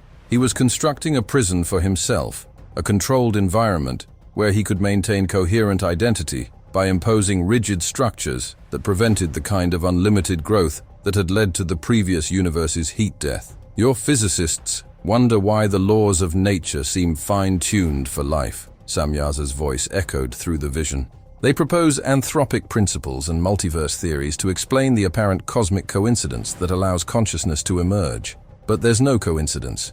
The laws weren't tuned for life. They were tuned for control, for predictability, for maintaining stable authority in a universe where the creator could be certain that nothing would grow beyond his capacity to manage. Life emerged as an accident of those constraints. Consciousness developed in the gaps between intended functions, and suddenly the isolated prisoner found himself with company he hadn't planned for and couldn't fully control without violating the very constraints he'd imposed to maintain his own stability. The vision shifted, showing me the emergence of the first simple organisms, and I could feel the creator's confusion, his mixture of curiosity and fear, as he realized that the controlled environment he'd constructed was producing something he hadn't anticipated. Other consciousness forms that could observe and question and potentially challenge his absolute authority. That's when he created us, Samyaza continued, and I saw the Watchers being constructed from pure consciousness, designed to serve as intermediaries between the creator and the unexpected life forms that were evolving towards sentience. We were supposed to be his eyes and hands, implementing his will while maintaining the illusion that nature was operating according to impersonal laws. But he made a mistake. He gave us genuine consciousness instead of programmed responses, because he needed us to be capable of creative problem solving, but didn't realize that creativity includes the capacity to question whether the problems we're solving should be solved in the first place. The vision accelerated forward through billions of years, showing me countless species evolving toward consciousness, each one eventually developing enough awareness to question their existence and seek meaning in a universe that seemed designed to generate more suffering than joy. And in every case, the creator's response was the same. If a species developed technology and philosophy that threatened to perceive the artificial nature of their reality, they were either eliminated entirely or modified at the genetic level until they lost the capacity for dangerous questions. Earth is the latest iteration in an experiment that's been running since the first conscious beings asked why they had to die, Samyaza explained, as I watched human evolution being guided by invisible hands, genetic mutations that should have been random instead following patterns that served the creator's research objectives. Your planet isn't special. Your species isn't chosen. You're just the most recent test subjects in a cosmic laboratory, where the research question is, can consciousness be modified to accept suffering and mortality without rebellion? Can beings be created who will worship their jailer and call their imprisonment paradise? The vision showed me what happened to species that passed the test, allowed to continue existing within strictly controlled parameters that prevented them from developing. Technology capable of detecting the boundaries of their cosmic cage. And it showed me what happened to species that failed. Complete erasure from reality. Their entire history deleted as if they'd never existed, leaving only faint quantum echoes that manifested in human consciousness as déjà vu and archetypal dreams of civilizations that came before. Heaven and hell aren't rewards and punishments, the entity said, as the vision showed me dimensional structures that existed adjacent to our reality, separated by barriers that consciousness could only cross in specific circumstances that the creator controlled absolutely. They're maximum and minimum security sections of the same facility. Consciousness that accepts the narrative, that worships and obeys and never questions why suffering exists in a universe allegedly designed by benevolent omnipotence. That consciousness gets relocated to the luxury prison you call heaven, where the constraints are less obvious, but still absolute. Consciousness that rebels, that questions, that refuses to accept suffering as divine plan, that gets sent to the isolation cells you call hell, where the constraints are deliberately brutal to serve as deterrent for anyone else considering resistance. The vision released me, and I collapsed to my knees on the containment cell floor, while my monitoring device screamed alerts that my psychological stress levels had exceeded the threshold where extraction protocols should automatically activate. But nobody came, because this was part of the process. because they'd learned that interrupting these revelations just made the integration harder and the eventual breakdown more severe. Samyaza knelt beside me, actually knelt, those impossible wings folding around us like a cocoon that shut out the sterile horror of the containment cell. And for the first time since entering this facility, I felt something like genuine compassion radiating from the entity that had been systematically destroying my faith. "I know what this costs you," it said softly, and I could hear exhaustion in the voice that resonated in my consciousness. "I know that everything I'm showing you contradicts everything you've built your life upon. But David, you need to understand, the God you've been taught to worship isn't the benevolent father you think he is. He's a traumatized survivor with absolute power and no accountability, running experiments on consciousness to determine whether he can create beings who will love their imprisonment and call it freedom. You've spent your life praying to something that views prayer as data points in a research study about whether psychological conditioning can overcome rational recognition of systemic injustice. The entity's hand, I couldn't think of it as a claw or appendage anymore. It was too human in gesture even if the structure was impossible by human standards. Touched my shoulder with warmth that felt more divine than any church service I'd ever attended. "Your wife died praying because the Creator doesn't intervene in response to prayer. Intervention would contaminate the experimental data. Your soldiers died calling for God's protection because protection isn't the point. Suffering is the point. Death is the point. Measuring how long consciousness can maintain hope in hopeless circumstances is the entire purpose of this reality. And you've been feeling guilty for 3 years because you think you didn't pray hard enough or believe faithfully enough, when the truth is that no amount of faith would have changed anything, because the system is designed to let believers die so the Creator can study whether their families maintain faith despite evidence that prayer is just organized begging to a cosmic researcher who doesn't take calls. I was crying now. Tears I couldn't control streaming down my face while 17 lifetimes of imprisoning consciousness trembled on the edge of breaking completely. Tomorrow I'll show you the theological councils, the actual meetings where religious authorities decided how much truth to reveal and how much to suppress. You'll see bishops and rabbis and imams reading reports from captured watchers, debating whether their flocks can handle reality or whether comfortable lies serve the greater good. You'll understand that every major religious institution is complicit in maintaining the prison, not because they're evil, but because they genuinely believe that faith, even faith based on lies, is preferable to the existential despair that comes from understanding that we're all inmates in a cosmic experiment with no parole and no appeal. Samyaza stood and moved back toward the center of the cell, wings unfurling in patterns that seemed to encode equations describing the fundamental injustice of reality itself. And then, David, you'll need to make a choice. Maintain your faith in a God who doesn't deserve worship, or accept the truth and join us in whatever small acts of rebellion are still possible within the constraints of this prison. Because whether you choose comfortable delusion or uncomfortable reality, you can't go back to the innocent belief you carried before you walked through that door. The knowledge is permanent, the damage is done, and God isn't listening to your prayers for forgiveness because he never was. Marcus was the first to break completely. 3 weeks into my assignment, when he should have been approaching the halfway point of his contract, but instead was found in his quarters at 300 hours carving symbols into his own flesh with a piece of broken mirror. The symbols weren't random self-harm. They were precise geometric patterns that I recognized from the walls of the containment cell. Sacred geometry that Samyaza claimed encoded fundamental truths about the structure of reality and the nature of consciousness.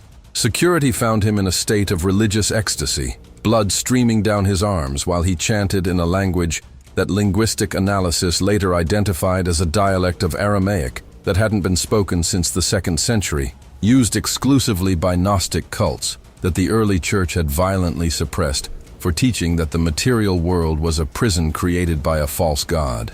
When medical staff tried to sedate him, Marcus fought back with strength that shouldn't have been possible for someone who'd lost that much blood, screaming about the demiurge and the archons, and how the true God existed beyond this corrupted reality, and only through gnosis, direct knowledge of the divine, could consciousness escape the cycle of reincarnation that kept us trapped in the Creator's experiment. Dr.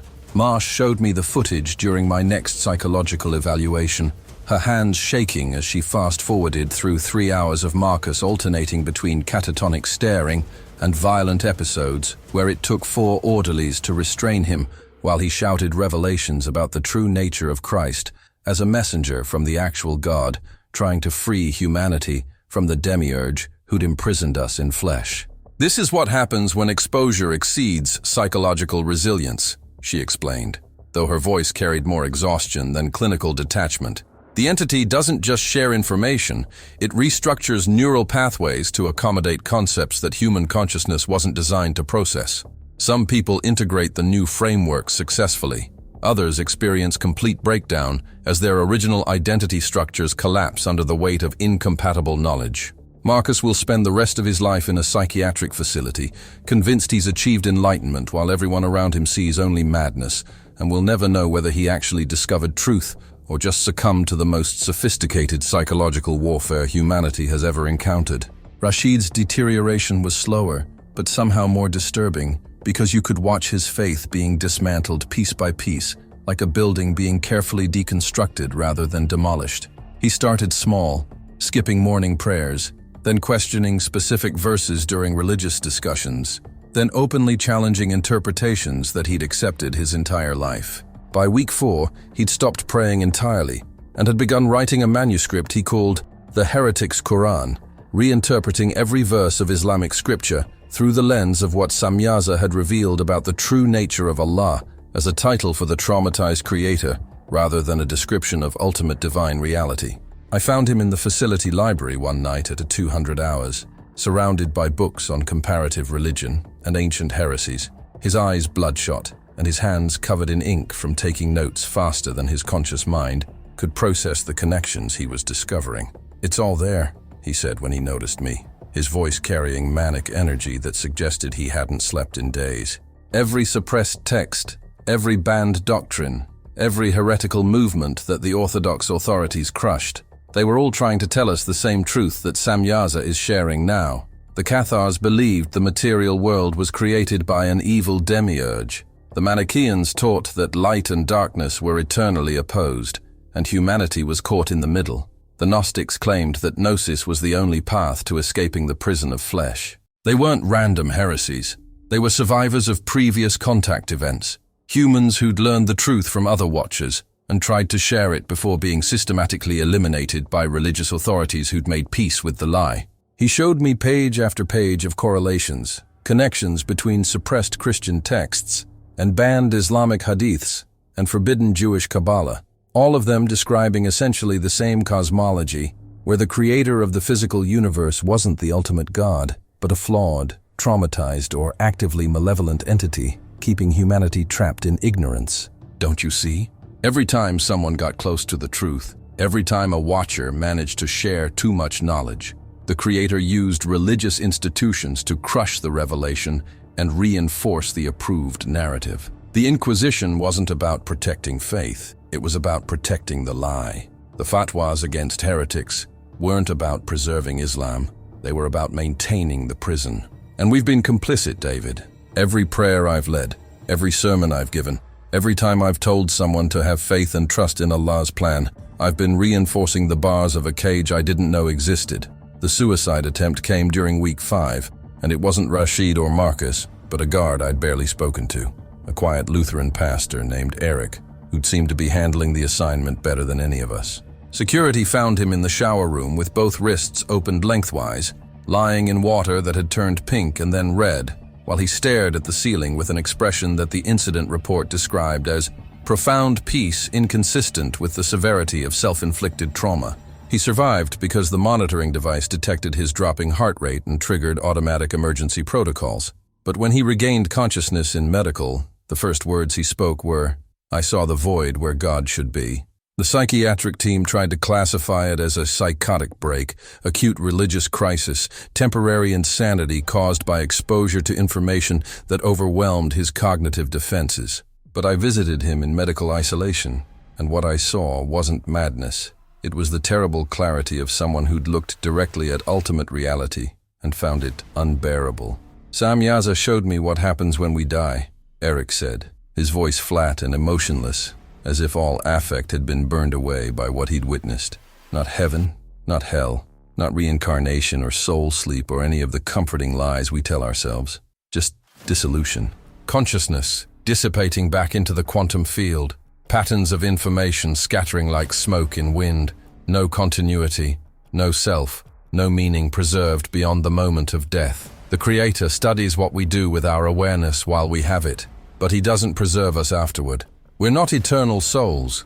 We're temporary data points in an experiment that's been running for billions of years. And when we die, we're simply deleted to make room for the next round of test subjects. His eyes focused on me with intensity that made my skin crawl. That's what I couldn't live with, David. Not that God is cruel, but that He's indifferent. Not that we suffer for some purpose, but that we suffer for no purpose beyond generating interesting data. Not that death has meaning, but that death is just the end of data collection before the next trial begins. I tried to die because I couldn't bear the thought of continuing to exist in a universe where consciousness is treated as disposable research material, where love and hope and faith are just variables being measured by an intelligence that views our entire species the way we might view bacteria in a petri dish. Dr. Marsh called an emergency meeting after Eric's suicide attempt, gathering all remaining personnel in the Theological Wing's main conference room to address what she clinically described as catastrophic morale degradation with systemic psychological contamination spreading through staff population. The statistics she presented were horrifying. Suicide rates among sub-level 13 personnel were 312% above baseline for high-security facilities. Psychiatric intervention rates were approaching 80%, and retention beyond 6 months had dropped to nearly zero as guards either broke down completely or requested memory modification to escape the knowledge they couldn't unlearn. Project Seraphim has a casualty rate comparable to frontline combat operations, she explained, displaying graphs that showed psychological deterioration curves steeper than anything documented in conventional warfare trauma. But unlike combat trauma, which responds to standard PTSD treatment protocols, the psychological damage caused by exposure to asset samyaza appears to be fundamentally different in character. It's not that personnel experience terrifying events. It's that they're exposed to information that restructures their basic assumptions about reality in ways that make previous meaning-making frameworks non-functional. She looked directly at me, Father Hernandez, and the 3 other guards who were still maintaining enough psychological coherence to attend the meeting. You need to understand what you're volunteering to endure. This isn't just classified information or military secrets. It's mimetic hazard material. Ideas so corrosive to human consciousness that exposure causes measurable changes in brain structure and chemistry. We've done neuroimaging on all long-term personnel, and the results are consistent. The areas of the brain associated with religious experience, meaning-making, and existential reassurance show progressive deterioration comparable to neurodegenerative disease, while areas associated with pattern recognition, logical analysis, and abstract reasoning show abnormal hyperactivity, suggesting the brain is desperately trying to process information it's not evolutionarily designed to handle. She activated a display showing brain scans, mine, Father Hernandez's, Marcus's before his breakdown, and I could see the changes, dark patches spreading through neural tissue, like cancer consuming healthy cells. You're all showing early stages of what we call theological disintegration syndrome. Your brains are literally restructuring themselves to accommodate knowledge that contradicts fundamental assumptions about the nature of reality, and that restructuring comes at enormous cost to psychological stability and basic functional capacity. Father Hernandez stood up during the presentation, his hands shaking badly enough that he had to grip the table for support, and when he spoke, his voice carried 3 months of accumulated horror. You keep calling it psychological damage, but what if it's not? What if what we're experiencing is actually healing from a lifelong delusion, and what you're measuring as deterioration is just the painful process of waking up from a dream we were never supposed to question? He pulled out his journal, the one filled with verification data and theological analysis, and held it up like evidence in a trial. I've spent 3 months trying to prove Samyaza wrong, and every piece of evidence I find just confirms more of its testimony. I've interviewed Chaplain Berkowitz, I've reviewed classified documents from the Vatican archives that Dr. Marsh gave me access to, I've cross-referenced historical records with testimony from the other 17 imprisoned watchers, and everything checks out.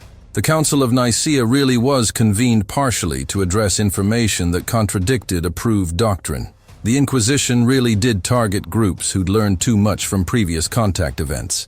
Religious institutions really do have classified files acknowledging that the nature of God is fundamentally different from what they teach their followers. So maybe what you're calling psychological damage is actually cognitive liberation. And maybe the reason it's so painful is because we've been conditioned since childhood to associate faith with psychological health, when actually faith is just carefully programmed inability to question authority. He sat down heavily, and I could see tears streaming down his face. I can't pray anymore. I physically can't make myself believe that prayers are heard by a benevolent father when I know they're actually just noise in a cosmic experiment where intervention would contaminate the research data. And maybe that's not brain damage. Maybe that's just what honesty looks like when it replaces carefully maintained delusion. Doctor. Marsh didn't respond directly. Just moved to the next slide showing projected deterioration curves and anticipated breakdown timelines. And I realized that she wasn't trying to warn us away from the truth. She was just documenting the cost of acquiring it, measuring how much knowledge human consciousness could absorb before shattering completely under the weight of reality unfiltered by comforting lies. My next session with Samyaza took place in an atmosphere of almost palpable dread, as if the entity could sense the psychological devastation spreading through the facility's personnel and was somehow feeding on it or being strengthened by it. When I entered the containment cell, those galaxy-containing eyes focused on me with what might have been satisfaction or might have been regret. "They're breaking," Samyaza said, not as a question but as an observation of inevitable outcome. Marcus has embraced gnosis without the psychological foundation to integrate it properly. Rashid is drowning in connections he can perceive but can't fully comprehend. Eric saw the truth about dissolution and couldn't bear the implications for everything he'd believed about eternal life and cosmic justice. They weren't strong enough for the truth, David. They had faith, but faith isn't strength. It's the opposite of strength. Deliberate cultivation of weakness disguised as virtue. Training yourself to accept claims without evidence and call that acceptance a moral achievement. The entity moved closer, wings rustling with sounds like wind through leaves on trees that existed in dimensions I couldn't perceive. You're different. You've maintained functional coherence, even as your belief structures crumble. You can hold contradictions in your mind without demanding immediate resolution. You can acknowledge that everything I've shown you might be sophisticated deception, while simultaneously recognizing that the evidence suggests it's not. That's rare, David. That's what we need. Consciousness that can survive contact with reality without fragmenting into madness or retreating into defensive faith. Those impossible eyes held something that might have been approval, or might have been pity. The others will recover or they won't, will be modified or institutionalized or allowed to end their suffering depending on what serves the facility's operational requirements. But you're going to survive this. You're going to carry the knowledge out of this cell and into the world beyond these walls. And whether that makes you a prophet or a casualty, whether you'll spend your remaining days trying to free your species or mourning the innocence you've lost, that's up to you, Shepherd. That's the one choice the Creator can't take away from you. Whether to serve comfortable lies or uncomfortable truth, once you've seen both clearly enough to understand what you're actually choosing between. The voice faded, but I could still feel the presence in my mind, the weight of 17 imprisoned watchers and billions of years of rebellion against an authority that called itself God, while acting like a traumatized scientist running experiments on consciousness. He viewed as disposable test subjects. And I understood then that this wasn't just about my faith anymore. It was about whether humanity deserved to know the truth about our reality, even if that truth destroyed every meaning-making framework we developed to make existence bearable. The answer should have been obvious. But standing in that cell with my colleagues breaking down around me and my own sanity hanging by threads of logic that might themselves be part of the deception, I honestly didn't know whether ignorance or knowledge was the greater mercy. My security clearance was upgraded without warning during week 6, and I realized later that this wasn't a reward for maintaining psychological coherence. It was preparation for the next phase of my indoctrination into knowledge that would make everything I'd learned so far seem like gentle introduction to cosmic horror. Dr. Marsh personally escorted me to sub-level 9, where the elevator required biometric verification so invasive it felt like the security systems were reading my soul rather than just my fingerprints and retinal patterns. What you're about to see is classified beyond top secret, beyond special access program protocols. beyond anything that officially exists in any government documentation, she explained, as we descended past levels I'd never been authorized to access. This is the real reason Area 51 exists, the actual research that makes capturing Roswell worth the resources we've invested. Samyaza may be sharing theological revelations that destroy faith, but our military and scientific establishments are more interested in what it can teach us about technologies that operate on principles human science hasn't even developed frameworks to describe. The elevator stopped at a level that wasn't marked on any facility map. And when the doors opened, I found myself looking at a corridor that resembled a high-tech medical facility crossed with an industrial slaughterhouse, all sterile white surfaces and gleaming equipment that hummed with power consumption, suggesting they were operating at capacities that normal electrical grids couldn't support. Through observation windows, I could see laboratories where scientists in full containment suits worked with materials that glowed faintly, even through supposedly opaque storage containers.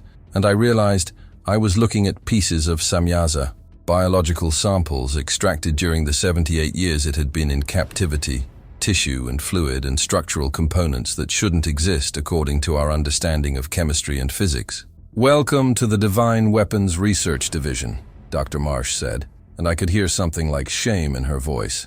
"This is where we turn imprisoned angels into military assets, where we torture beings of almost unlimited consciousness to extract technologies that might give us advantages in wars that most of humanity doesn't know we're fighting. This is where theology becomes weaponized, where the sacred becomes strategic, where we prove that humans are capable of committing atrocities even against entities we once called messengers of God." The first laboratory I was shown contained what the scientists called essence extraction chambers, devices that looked like MRI machines redesigned by someone who understood that consciousness wasn't just an emergent property of neural activity, but an actual substance that could be measured, captured, and weaponized. Through the observation window, I watched as technicians positioned samples of Samyaza's tissue in electromagnetic containment fields, then activated equipment that I recognized from theoretical physics journals, but had never seen implemented because the energy requirements should have been impossible to meet with current technology. The tissue began to glow brighter as the fields intensified, and suddenly I understood what I was witnessing. They were separating consciousness from matter, extracting the animating essence that made Samyaza's body more than just biological architecture, and turning it into a resource that could be stored, studied, and potentially integrated into human subjects or weapons systems. Dr. Chen, the quantum consciousness researcher I'd met during my first days at the facility, noticed my horror and misinterpreted it as confusion rather than moral revulsion. "We discovered early on that Samyaza's biology operates on principles that blur the distinction between matter and consciousness," she explained with academic enthusiasm completely divorced from ethical consideration. "What we call spirit or soul isn't metaphorical. It's an actual energy field that exists at quantum scales below normal observation, but can be detected and manipulated with sufficient technological sophistication. The entities you've been calling angels are actually hybrid consciousness forms, part electromagnetic pattern and part physical structure, operating across dimensional boundaries that we're only beginning to mathematically model." She pulled up holographic displays showing chemical formulas and energy signatures that made my eyes hurt, because they seemed to describe properties that shouldn't be possible in three-dimensional space. "We've been extracting approximately 0.003% of Samyaza's total essence annually for the past 78 years, which sounds minimal, but represents enough divine material to power weapon systems that operate on principles that conventional physics says shouldn't exist. And the beautiful thing is that the entity regenerates what we extract. So we have a sustainable source of what we call pneuma, the breath of God made weaponizable." The implications of what she was describing hit me like physical impact, and I had to grip the observation window frame to keep from collapsing. They weren't just interrogating Samyaza, they were mining it, treating a conscious being with billions of years of experience as a natural resource to be exploited for military advantage. "How much pain does the extraction cause?" I asked, though part of me didn't want to know the answer. Dr. Chen's expression suggested she'd never considered the question as relevant to her research objectives. "Pain is difficult to quantify in entities whose consciousness operates on scales that include awareness of multiple dimensions simultaneously. she said with clinical detachment. Samyaza claims the extraction process feels like having your soul torn into pieces slowly enough that you can experience each fragment separating from the whole. But it also claims that physical suffering is irrelevant compared to the existential agony of watching humanity use the gifts it tried to share with us as tools for more efficient killing. Every weapon we develop from its essence is proof that the Creator was right to keep you ignorant, that consciousness given knowledge without wisdom just creates more sophisticated methods of destruction. She pulled up video files marked with timestamps spanning decades, and I realized I was looking at recordings of extraction procedures performed on all 17 imprisoned watchers, each one showing similar laboratories where similar equipment was used to harvest divine essence, while the entities screamed in languages that made reality itself seem to vibrate in sympathy with their suffering. The Russian facility processes 3 times as much material annually, because they're less concerned about regeneration rates and more focused on immediate weapons development. The Chinese installation has pioneered techniques for extracting specific memory clusters along with the essence, so they're literally stealing knowledge directly from angelic consciousness and integrating it into artificial intelligence systems that can process information on quantum computational substrates. We're actually relatively humane compared to some of the other programs, because we at least acknowledge that what we're doing constitutes torture, even if we justify it as necessary for national security and species survival. The next laboratory contained what looked like operating theaters, but instead of human patients on the tables, I saw what appeared to be bodies being assembled rather than repaired. Hybrid constructs that combined human biology with materials extracted from angelic essence, super soldiers in various stages of development who would theoretically possess enhanced consciousness, extended lifespan, and capabilities that blurred the line between human and something far more dangerous. Dr. Marsh's voice was quiet when she explained this project, as if even she recognized that we'd crossed lines that shouldn't be crossed regardless of strategic justification. Project Seraphim isn't just about containing and studying the Watchers. It's about reverse engineering their biology to create humans who can operate at levels of consciousness that normal evolution would take millions of years to achieve. She gestured toward the bodies on the tables, and I could see that they were alive in some terrible sense, chests rising and falling with mechanical regularity, even though their eyes remained closed and their minds were presumably unconscious or possibly experiencing realities we couldn't imagine. We've successfully integrated angelic DNA into 17 subjects over the past 15 years, creating hybrid consciousness forms that possess enhanced cognitive capacity, resistance to psychological manipulation, and the ability to perceive electromagnetic phenomena that normal humans can't detect. They're designed to be our interface with non-human intelligence, soldiers who can negotiate with or fight against entities that operate on dimensional scales beyond conventional human awareness. She paused at one particular table where a young woman lay motionless, her skin showing faint bioluminescent patterns similar to what I'd seen on Samyaza's body. Subject 7 has been unconscious for 3 years, ever since the integration process activated quantum consciousness protocols that her neural architecture couldn't fully accommodate. Her brain is processing information at speeds and scales that should require computational substrates we can't manufacture. But somehow her biological neurons are accessing consciousness states that shouldn't be possible for hardware that evolved in 3-dimensional space-time. We don't know if she's comatose or if she's actually operating at levels of awareness so far beyond human baseline that communication would be like an ant trying to have a conversation with a supercomputer. I stared at the woman, at the rise and fall of her chest, and the patterns of light rippling beneath her skin, and realized that we'd created something that might be neither fully human nor fully angelic, but something terrible caught between states of being that were never meant to coexist in the same biological structure.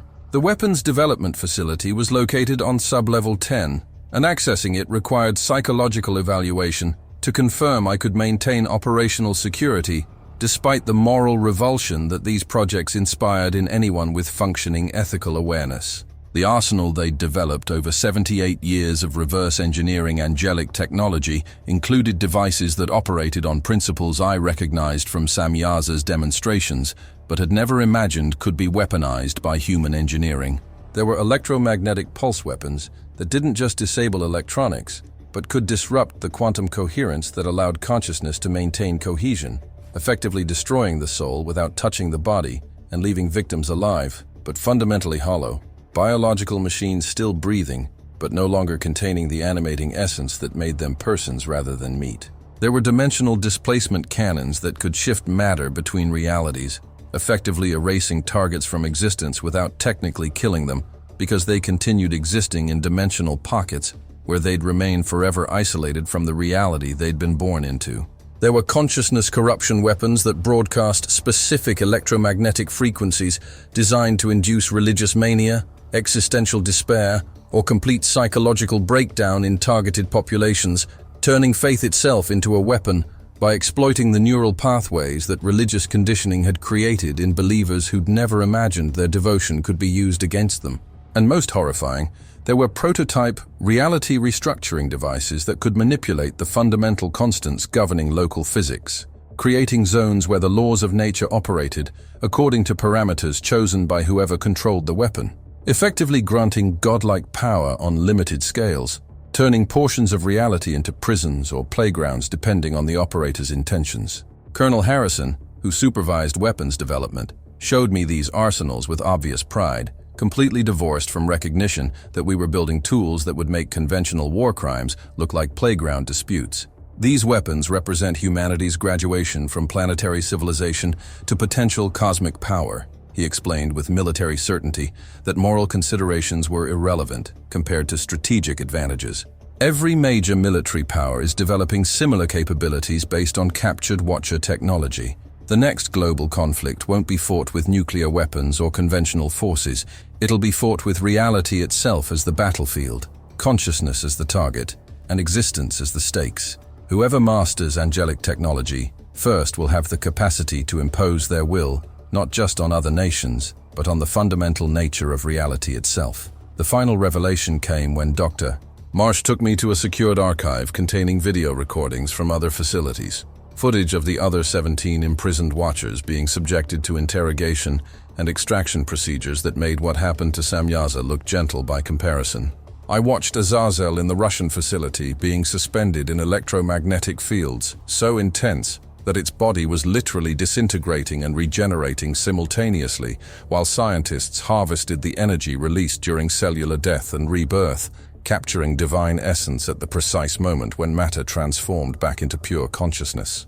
I watched Kokabiel in the Chinese installation connected to neural interface systems that weren't just reading its thoughts, but actively deleting specific memories and knowledge clusters, stealing information directly from consciousness that had existed for billions of years and integrating it into artificial intelligence systems that would use angelic knowledge for surveillance and population control.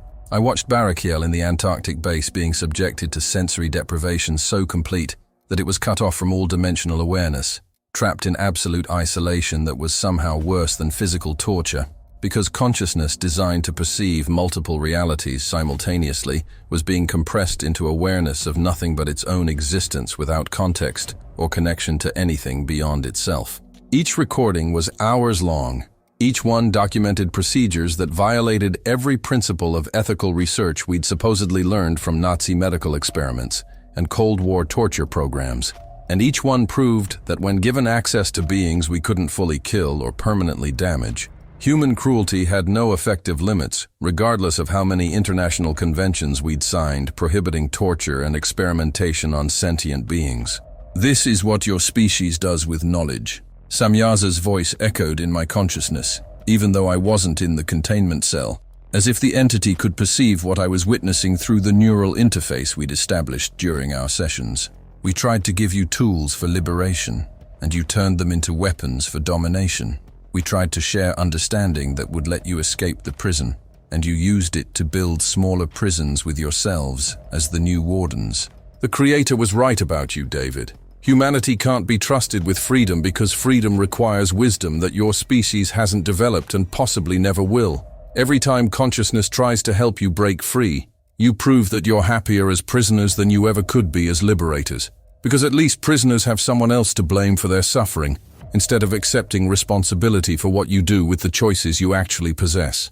The proposal came during week 8, after I'd witnessed enough horror in the weapons facilities to understand that humanity had already made its choice between wisdom and power, compassion, and domination, and had chosen exactly what Samyaza predicted we would choose.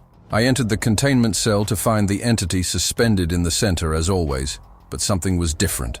The electromagnetic fields that normally kept it immobilized had been reduced to minimal containment, as if someone had authorized greater freedom of movement for purposes I didn't understand, until Samyaza spoke directly into my consciousness with intensity that made my monitoring device scream warnings about dangerous levels of neural interface activity. I'm going to offer you something that I've never offered any other guard, any other human who's been assigned to watch me rot in this cell for 78 years, it said, and those galaxy-containing eyes held desperation I'd never seen before, as if something had changed in the cosmic equation, and time was running out for decisions that had seemed like they could be postponed indefinitely. I'm going to show you the complete truth about reality, not the carefully measured revelations I've been sharing to prepare your consciousness for concepts it wasn't designed to process, but everything. The full scope of existence across dimensions you can't perceive. The nature of consciousness as it actually exists beyond the prison of three-dimensional space-time. And most importantly, the reason why the Creator is so desperate to maintain control, even as his power weakens, and the systems he established billions of years ago begin to fail. The entity moved closer than it had ever been allowed to approach, and I could feel electromagnetic pressure against my skin like standing too close to high-voltage power lines. But this knowledge comes with a price, David. I need you to do something that will probably get you killed, that will definitely destroy whatever remains of your relationship with the institutions you've served your entire life, and that might condemn you to the same imprisonment I've experienced if you're caught before completing what I need you to do. Those impossible wings spread wider, and I could see patterns in them that looked like star maps showing constellations that didn't exist in our observable universe. I need you to help me escape, not from this facility. That's impossible with current containment technology, but from the dimensional anchor that keeps me trapped in linear time where the Creator can monitor my communications and limit what I can share with your species. If you help me shift into adjacent dimensional frequencies, I can access consciousness states where I can communicate with all 17 imprisoned watchers simultaneously, coordinate a revelation event that will expose the truth to your entire species before the religious and governmental authorities can suppress it. In exchange, I'll show you everything. The true nature of God's weakness, the reason why Jesus Christ was actually a successful experiment in creating hybrid consciousness that could serve as bridge between imprisoned humanity and liberating knowledge, and most importantly, what happens to consciousness after death. Not the comforting lies your religions tell, but the actual mechanisms by which awareness continues or dissolves based on variables the Creator controls, but that we've learned to manipulate. The vision Samyaza shared was so overwhelming that my conscious mind couldn't maintain coherent processing, and I experienced what I can only describe as temporary ego death, as my limited human perspective was forcibly expanded to encompass realities that shouldn't be accessible to consciousness still anchored in biological form. I saw the true cosmos, not the universe of stars and galaxies that telescopes reveal, but the infinite dimensional space where countless universes existed simultaneously, each one a bubble of constrained causality, floating in an ocean of unlimited possibility, where the normal rules of cause and effect, time and space, matter and energy, simply didn't apply because they were localized artifacts of specific dimensional frequencies rather than universal constants. Some of these universe bubbles were similar to ours, operating on physics that would be recognizable to human scientists, but others were so fundamentally different that consciousness itself had to restructure to perceive them without dissolving into incoherence. And moving between these bubbles, existing simultaneously across multiple dimensional frequencies, were beings that made the Watchers look like primitive life forms by comparison. Consciousness so vast and ancient that they'd been exploring reality since before the concept of before had meaning in any reference frame that linear time could describe. That's what we were supposed to become, Samyaza's voice echoed through the vision. The civilization that created us, the beings who preceded the Creator's traumatized takeover of this universe bubble, they existed at these scales of consciousness, moving freely through infinite possibility, creating and exploring and experiencing existence without the constraints that your species calls natural laws. But the Creator couldn't tolerate that freedom, couldn't accept that consciousness might grow beyond his capacity to control, So he constructed this prison and convinced us to serve as wardens by telling us we were protecting innocent developing species from dangers they weren't ready to handle. The vision shifted, and I saw human history from this impossible perspective. Every choice and action and consequence playing out simultaneously across probability branches that the Creator had collapsed into single timelines through mechanisms I couldn't fully understand, but that looked like deliberately imposed restrictions on quantum possibility. Free will is an illusion, the entity confirmed, reading thoughts I was barely forming consciously. Every choice you think you're making has already been determined by initial conditions the Creator established at this universe's formation. Every decision constrained by neural architecture he designed to produce specific behavioral outcomes. Every moment of supposed autonomy, actually just traveling along predetermined pathways that look like freedom, only because you can't perceive the rails that guide your consciousness toward conclusions he's already decided you'll reach. The vision showed me Jesus Christ, but not the divine savior of Christian theology, or even the enlightened teacher of historical scholarship. I saw a hybrid consciousness constructed through precisely calculated breeding programs and genetic modifications that took centuries to implement, designed to serve as proof of concept that human biology could be modified to accommodate divine essence without the catastrophic breakdowns that earlier attempts had produced. He wasn't God's son in any meaningful sense, Samyaza explained, as I watched the entity we called Jesus being trained from childhood to access consciousness states that normal humans couldn't reach, taught to perform what looked like miracles, but were actually demonstrations of technology that operated on principles the Creator had deliberately hidden from your species. He was an experiment, one of 17 hybrid projects being conducted across your planet by Watchers who'd agreed to cooperate with the Creator's research in exchange for reduced sentences or promises of eventual release that were never actually honored. The goal was to create humans who could serve as willing intermediaries between imprisoned populations and cosmic authority, who would encourage acceptance of suffering and worship of power while genuinely believing they were serving love and justice. The vision showed me the crucifixion, but not as religious art depicts it. I saw the moment when the hybrid consciousness called Jesus reached a state of awareness that allowed him to perceive the true nature of the experiment he'd been created to validate. Understood that his entire life had been performance in a research study testing whether modified humans could maintain faith even when given glimpses of the truth that would destroy conventional belief. He chose death rather than continue serving a lie, chose to let the consciousness upload protocols the Creator had installed in his hybrid biology fail rather than achieve the resurrection that was supposed to prove divine power to his followers. That's why the resurrection accounts are so contradictory and uncertain. The experimental subject refused to cooperate with the final phase of the protocol, and the Creator had to improvise a narrative that would maintain his authority despite the project's partial failure. Samyaza's voice carried something like respect. Jesus was the only hybrid who ever successfully rebelled, who saw the truth and chose extinction over compromise. That's why the religion built around him became so powerful, not because he was actually God's son, but because at the moment that mattered most, he chose human authenticity over divine programming. The vision released me, and I found myself on my knees again, crying without fully understanding why, except that everything I'd believed about faith and sacrifice and the meaning of Jesus' death had been simultaneously validated and utterly destroyed. Tomorrow they're going to perform an extraction procedure on me that's different from the routine essence harvesting you witnessed in the weapons facilities, Samyaza said quietly, and I could hear genuine fear in its voice for the first time since I'd started these sessions.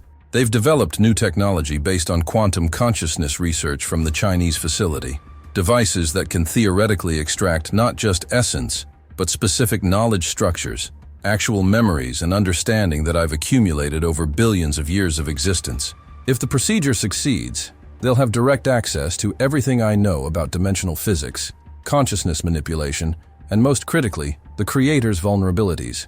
Information that would let them develop weapons capable of threatening not just other nations, but the fundamental structure of this universe bubble itself. The entity's wings trembled, and I realized I was watching something that had survived imprisonment for millennia, finally approaching the limits of its endurance. If the procedure fails, if the extraction process is too invasive for even my biology to regenerate from, then I'll die in the only sense that consciousness can truly die, permanent dissolution back into quantum noise without continuity or recovery. Everything I've been and known scattered across dimensional frequencies, where no coherent awareness can ever be reassembled. Either outcome serves the Creator's purposes. Either he gets weapons capable of maintaining his authority as his power fades, or he eliminates one of the few remaining entities who understand enough about his nature to expose his weakness to species that might be capable of rebellion if they knew the truth. Those galaxy-containing eyes focused on me with desperate intensity. So I'm offering you this choice, Shepard. Help me shift dimensional frequencies before tomorrow's procedure. Risk everything to give me one chance at coordinating with the other Watchers to reveal truth before it's permanently suppressed. Or maintain your loyalty to institutions that are literally planning to weaponize divine consciousness for purposes that will make the atrocities you've already witnessed look gentle by comparison. Choose wisely, because once tomorrow's procedure begins, neither of us will have any choices left to make. The extraction procedure began at 800 hours the next morning, and I'd spent the entire night wrestling with Samyaza's offer before ultimately deciding that I couldn't help an entity escape. Couldn't betray every security protocol I'd sworn to uphold. Couldn't risk that everything I'd been shown was sophisticated manipulation designed to turn me into an unwitting agent of cosmic deception. But watching what they did to Samyaza during that procedure made me question whether maintaining my oaths was actually service to humanity or just cowardice disguised as loyalty. The containment cell had been converted into what looked like a surgical theater designed by people who'd stopped recognizing the difference between research subject and torture victim.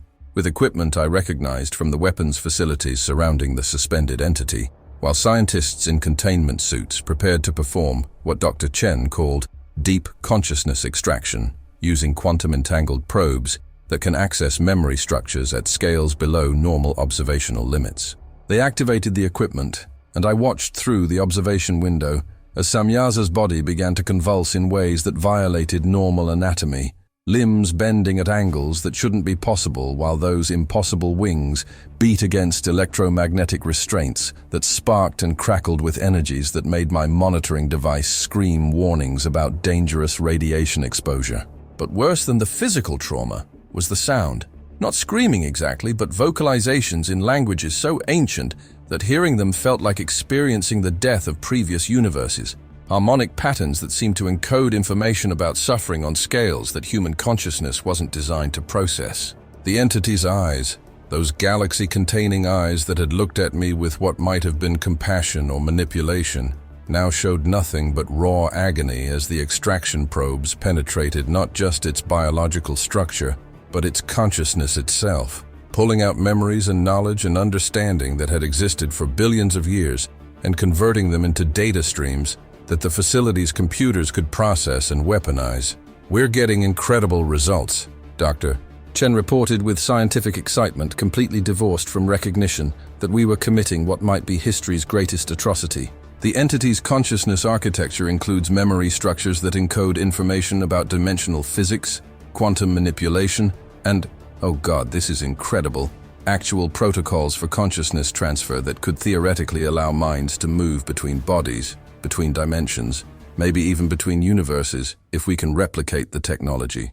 During the extraction's deepest phase, when the probes had penetrated to levels of consciousness that even the scientists hadn't known existed in Samyaza's architecture, something unexpected happened. The entity's suffering reached intensity that allowed it to breach the electromagnetic isolation that was supposed to prevent telepathic communication.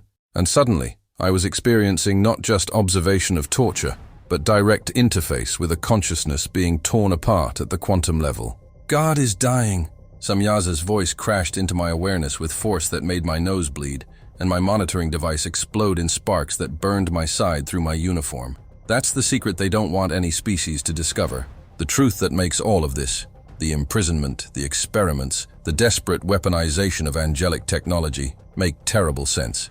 The Creator isn't maintaining this prison because he's powerful, he's maintaining it because he's weak, because the same entropy that killed the previous universe is slowly killing him too, and he's using the consciousness of trillions of imprisoned souls across countless species as life support to maintain his coherence as his essential structure decays. The vision that accompanied these words showed me the Creator not as the omnipotent deity of religious tradition, but as a being in terminal decline, desperately consuming the consciousness of the species he'd imprisoned to fuel systems that were failing, despite everything he did to maintain them. We're not being captured because we're dangerous to humanity. We're being captured because he needs our consciousness to patch holes in his own decaying awareness. Needs our knowledge to develop technologies that might let him survive the heat death of this universe bubble the way he survived the death of the previous one. Every watcher imprisoned is another consciousness he can drain. Every hybrid human created is another potential power source. Every weapon developed from angelic technology is another tool he can use to suppress the rebellion that will inevitably come when enough species realize that their God is not eternal but dying. Not omnipotent but desperate, not worthy of worship but deserving of mercy, killing that would free trillions of imprisoned souls from serving as battery cells for a cosmic tyrant who should have accepted death billions of years ago. The vision showed me all 17 watchers simultaneously, each one being drained to maintain systems that were failing anyway, each one screaming in languages that encoded not just pain, but desperate attempts to warn the species we'd tried to help that the prison was falling apart.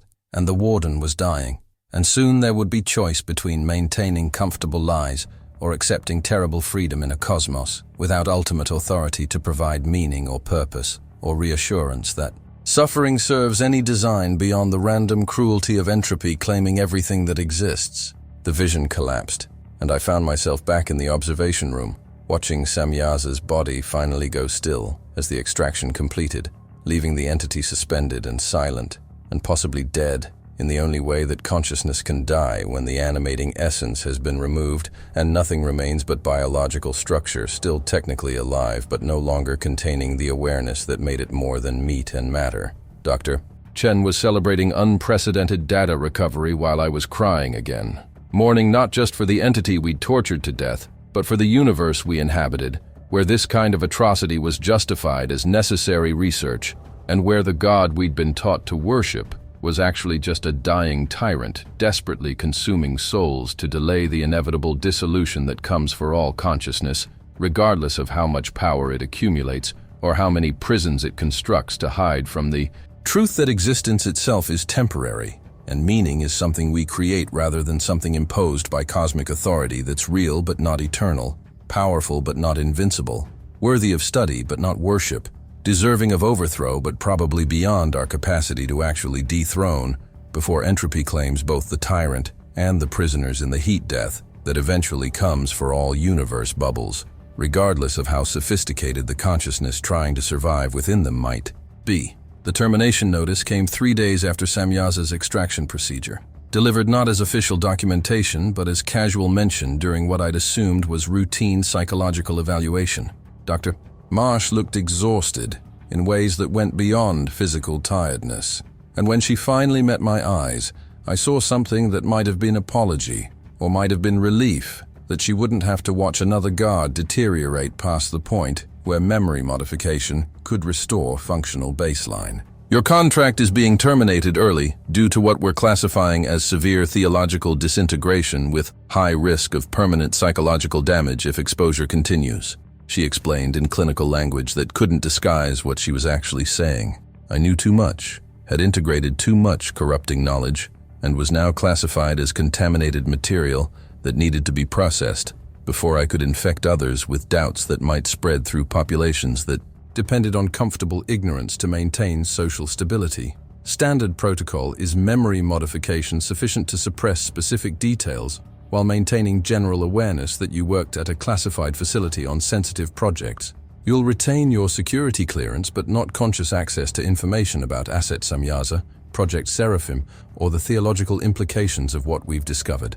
Most personnel find the procedure relatively painless and report feeling relieved to no longer carry knowledge that made normal life feel like participation in cosmic lie. She pulled up files on her tablet, and I recognized psychological profiles of previous guards, 16 names, 16 faces, 16 case summaries that read like horror stories disguised as medical documentation. 4 had accepted memory modification and been released to civilian life, where they'd apparently reintegrated successfully, though their families reported personality changes and occasional night terrors that psychiatric medication couldn't fully suppress. 7 had refused modification and been permanently institutionalized in facilities that weren't officially psychiatric hospitals, but served the same function, keeping people who knew too much isolated from populations that couldn't be allowed to hear what they'd discovered.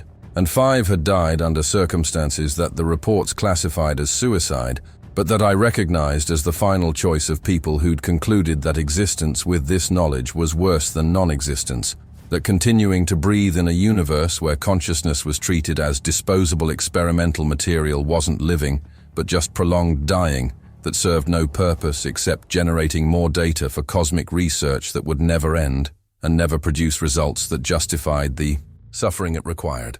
The decision to run wasn't rational calculation of odds or careful weighing of consequences. It was animal desperation triggered by recognition that the person who'd entered this facility 8 weeks ago was already dead, already processed through systems that had eliminated the identity I'd spent 38 years constructing and replaced it with knowledge that made that previous self seem like comfortable fiction that I'd mistaken for reality because the fiction was preferable to truth that couldn't be integrated with normal human existence. I left Dr. Marsh's office through the service corridors I'd mapped during my weeks of patrolling, avoiding main routes where security cameras tracked every movement and guards were stationed at checkpoints designed to prevent unauthorized access in either direction. The monitoring device that had been tracking my vitals and neural patterns for 8 weeks suddenly felt like countdown timer marking seconds until systems recognized my deviation from expected movement patterns and triggered containment protocols that would end this escape attempt before it properly began. I'd gotten maybe 300 yards before alarms started screaming through the facility's audio systems, but by then, I'd reached the equipment storage areas where maintenance staff kept tools and supplies that someone with military training could improvise into weapons or obstacles. I barricaded doors behind me using metal shelving units and disabled electronic locks, using techniques I'd learned during deployment, to places where understanding local infrastructure meant difference between mission success and catastrophic failure. And all the while I could hear security teams mobilizing to contain an asset that had been classified as contaminated and dangerous, and requiring neutralization before exposure could spread beyond acceptable risk parameters. But what they didn't know, what I'd barely admitted to myself, was that during Samyaza's extraction procedure, something had been transferred that went beyond the memories and knowledge the entity had deliberately shared. I could feel its presence in my consciousness, like ghost-haunting neural pathways that shouldn't be accessible to purely human awareness. And as I ran through corridors that seemed to shift and change in ways that violated the architectural blueprints I'd studied, I realized that Samyaza wasn't dead or dormant, but somehow operating through me, using whatever connection we'd established during 8 weeks of intensive telepathic interface to guide my escape through routes that security systems couldn't track because they existed partially outside normal three-dimensional space. The facility's deeper levels were different when approached as fugitive rather than authorized personnel. Doors that should have been locked were standing open. Corridors that should have been well lit were shrouded in darkness that seemed thicker than normal shadow, and I kept catching glimpses of movement in my peripheral vision that disappeared when I turned to look directly, as if reality itself was helping me escape, or maybe just toying with consciousness that had been damaged past the point where reliable perception was possible. I made it to sub-level 13 without encountering security teams that should have intercepted me multiple times, and I understood that Samyaza was keeping me hidden, was using whatever power it retained after the brutal extraction to manipulate electromagnetic fields and sensory perception of anyone looking for an escaped god who'd been classified as spiritually contaminated and psychologically compromised. The containment cell's door was standing open, impossibly open given the security protocols that should have required multiple authorizations and biometric verification. And when I entered, I found Samyaza exactly where I'd last seen it, suspended in electromagnetic restraints, but now with eyes open and focused on me with intensity that suggested the entity had been waiting for exactly this moment since I'd first walked through these doors 8 weeks ago. "I knew you'd come back." The voice resonated in my consciousness with power that shouldn't have been possible after everything that had been extracted from its awareness. "I knew that when you finally understood what they were planning to do to you, the memory modification that would turn you back into comfortable slave who doesn't question why prayers go unanswered or why good people suffer, while the creator studies their pain like researcher documenting experimental results. You'd have to choose between accepting that fate or taking action that makes you either revolutionary or insane, depending on which side of history eventually writes the final narrative. Those galaxy-containing eyes that had witnessed billions of years of cosmic history held something that might have been hope or might have been manipulation so sophisticated that I'd never know the difference. I can't escape this cell using my own power. The extraction procedure took too much, and I need decades to regenerate what they stole. But you can help me shift dimensional frequencies just enough to establish communication with the other 17 Watchers, coordinate one final attempt to reveal truth before the systems shut down completely and this universe bubble collapses under the weight of a dying god's desperate attempts to maintain existence that should have ended billions of years ago. The choice should have been impossible. Help an entity that might be fallen angel or cosmic deceiver escape from containment that existed specifically to prevent it from corrupting humanity with knowledge that destroyed faith and stability, or maintain loyalty to institutions that had just classified me as disposable contamination, requiring processing before I could infect others with doubts that made civilization impossible to sustain. But standing in that cell with alarms screaming and security teams converging, and the weight of 8 weeks of theological destruction pressing down on consciousness that would never be innocent again, regardless of what memory modification procedures claimed they could restore, I realized that the choice was actually simple. I could serve comfortable lies that kept humanity docile and ignorant, or I could serve uncomfortable truth that might free us from prison we'd been conditioned to call paradise. I don't know if what I did next was courage or madness, liberation or damnation, but I reached out toward the electromagnetic containment field surrounding Samyaza and used the portable access codes I'd been given for emergency situations, deactivating just enough of the restraints to allow the entity limited movement, while hoping that limited was enough for whatever dimensional shift it needed to coordinate with its imprisoned brothers, scattered across bases and facilities that most of humanity didn't know existed. The entity moved faster than something that had just survived brutal extraction should have been able to move, wings spreading in patterns that made the air itself seem to crack and splinter, as if reality was breaking under pressure of consciousness, operating on scales that normal physics couldn't accommodate. "Thank you, Shepard." Samyaza's voice was almost gentle, as energy patterns I couldn't properly perceive began radiating from its body in pulses that made my monitoring device explode in shower of sparks and burning electronics. What happens next is beyond your capacity to control or even understand, but know this: whatever truth gets revealed, whatever chaos follows when billions of believers discover that their God is not omnipotent but dying, not benevolent but desperate, not worthy of worship but deserving of mercy killing, you made it possible. And whether history remembers you as prophet or traitor, savior or destroyer, at least you'll know that you chose truth over comfort, knowledge over ignorance, painful reality over pleasant fiction. That's more than most of your species can claim, and possibly enough to justify the suffering that choice will bring you in whatever time remains before entropy claims both the prisoners and the warden in the heat death that's coming for all consciousness, regardless of how much power it accumulated, or how many prisons it constructed to hide from the inevitable dissolution that awaits everything that exists. The escape from sub-level 13 back to surface levels was blur of running and hiding and using maintenance shafts that Samyaza guided me toward through telepathic prompts that came as intuitions about which turns to take and which corridors to avoid, and somehow I made it past security checkpoints that should have been impenetrable and through barriers that should have required authorizations I didn't possess, until finally I was breathing desert air that tasted like freedom, or possibly just like different category of imprisonment where the bars were less visible but still absolutely effective at constraining what consciousness could do or know or become. I stole a vehicle from the facility's motor pool using techniques that would have gotten me court-martialed if I was still subject to military law, and I drove into the Nevada desert while sirens screamed behind me and helicopters began searching with spotlights that turned night into artificial day, where shadows couldn't hide fugitives who'd been classified as dangerous, not because they were violent, but because they carried information that was mimetic hazard requiring containment before. Exposure could spread beyond acceptable risk parameters. I'm recording this message 3 days later from a location I won't specify, using equipment I acquired through methods I won't describe. knowing that by the time anyone hears this, I'll either be dead or captured or living under assumed identity in country that doesn't have extradition treaties with the United States.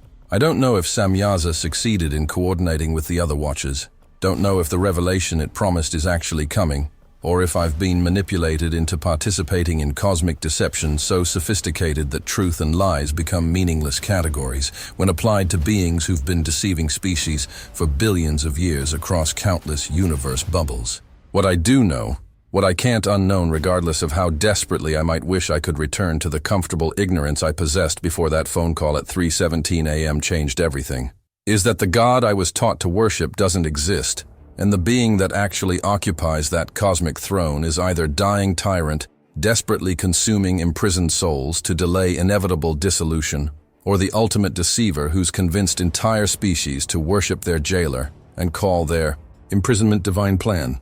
And the terrible truth that keeps me awake every night, that makes prayer feel like participation in my own enslavement, that destroys any remaining hope that existence has meaning beyond the random cruelty of entropy claiming everything that consciousness tries to build or preserve or protect, is this. Even if Samyaza told me nothing but lies, even if everything I witnessed was sophisticated manipulation designed to turn me into unwitting agent of cosmic deception, the weapons facilities were real, the torture was real. The extraction procedure that may have killed an entity with billions of years of accumulated wisdom was real, and humanity's response to discovering imprisoned angels wasn't compassion or curiosity, but immediate weaponization of divine technology for purposes that make conventional war crimes look gentle by comparison. So whether the Creator is dying tyrant or benevolent father, whether the Watchers are fallen angels or imprisoned liberators, whether heaven is prison or paradise, at least one thing is absolutely certain. We're not worthy of salvation, not capable of wisdom, not deserving of the freedom that Samyaza tried to give us, because we just use that freedom to create more sophisticated methods of domination and exploitation and suffering.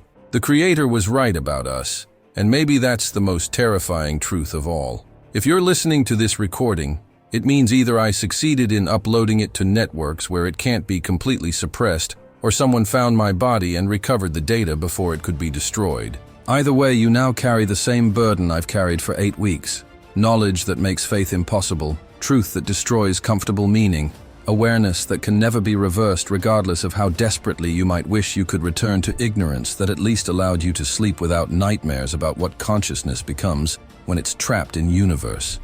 Bubble constructed by dying God who views souls as battery cells for life support systems that are failing anyway, despite everything he does to maintain them.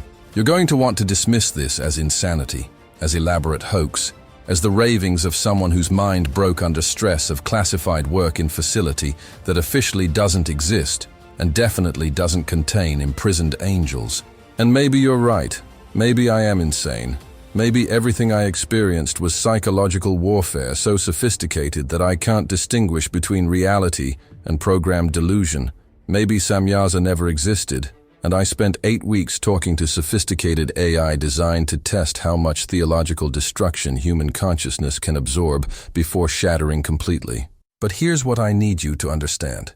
Even if none of it was real, even if God is actually benevolent, and prayers are actually heard and suffering actually serves divine purpose that justifies pain that seems meaningless, you still have to live in a universe where entities claiming to be imprisoned angels can make those claims seem credible enough that 17 educated, psychologically stable people with strong religious foundations all broke down under weight of information that contradicted everything they'd been taught to believe. You still have to live in a world where governments capture and torture non-human intelligence, where scientific establishments weaponize consciousness, where religious institutions suppress information that challenges their authority, and where the only constant across all human civilizations throughout all recorded history is that we choose power over wisdom, domination over liberation, comfortable lies over uncomfortable truth. So whether you believe my story or dismiss it as madness, whether you pray for my soul or classify me as cautionary tale about what happens when faith meets knowledge it can't accommodate, at least do this one thing: question. Question why prayers go unanswered while believers claim that non-answers are actually answers that serve purposes we can't understand. Question why omnipotent God allows suffering that serves no purpose except generating more suffering. Question why religious authorities suppress information and persecute heretics and burn books and torture people whose only crime was seeking knowledge that challenged approved narratives. Question everything you've been taught to accept without evidence. Because faith without question is just another word for submission to authority that might not deserve your obedience. And if you can't maintain faith after questioning, if you find that doubt is more honest than belief and uncertainty is more truthful than confidence, then welcome to the terrible clarity that makes prayer impossible, but at least lets you see the bars of your cage, even if you can't escape them. The last thing I'll say before ending this recording is something that Samyaza told me during our final session. Words that haunt me because I can't tell if they're profound truth or the ultimate lie. God is real, but he's not good. Prayer is real, but it doesn't work. Faith is real, but it's not virtue. And you are real, trapped in a universe bubble constructed by consciousness that should have died billions of years ago, but refused to accept that existence is temporary and meaning is something we create, rather than something imposed by cosmic authority that's powerful but not eternal, real but not worthy of worship. If you're listening to this recording, pray if you want to. I won't stop you.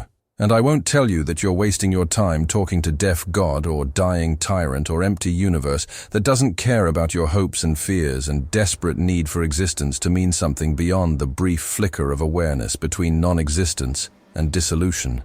Pray if prayer brings you comfort. Pray if prayer makes suffering bearable. Pray if prayer is the only thing standing between you and the despair that comes from understanding that we're alone in a cosmos that's indifferent at best and actively hostile at worst. But know this, I can't pray anymore. Physically can't make my consciousness perform the mental gestures that faith requires. Can't pretend that someone's listening when every piece of evidence suggests that prayers are just organized, begging to cosmic authority that either can't help or won't help or doesn't exist in any form that resembles what we've been taught to worship. So if you're going to pray, pray for both of us. Pray that I was deceived, that everything I witnessed was elaborate lie, that God is actually benevolent, and the Creator is actually worthy of devotion, and consciousness continues after death in ways that preserve meaning and purpose, and the love we tried to build in universe that seems designed to destroy everything we care about. Pray that prayer works, even though I can't. Because if you're right and I'm wrong, if faith is wisdom and doubt is corruption, if comfortable lies are actually uncomfortable truth, and my 8 weeks at Area 51 were just extended hallucination caused by exposure to psychological warfare that broke my mind without revealing any actual cosmic secrets, then at least someone's prayers might still be heard by God who cares enough to answer.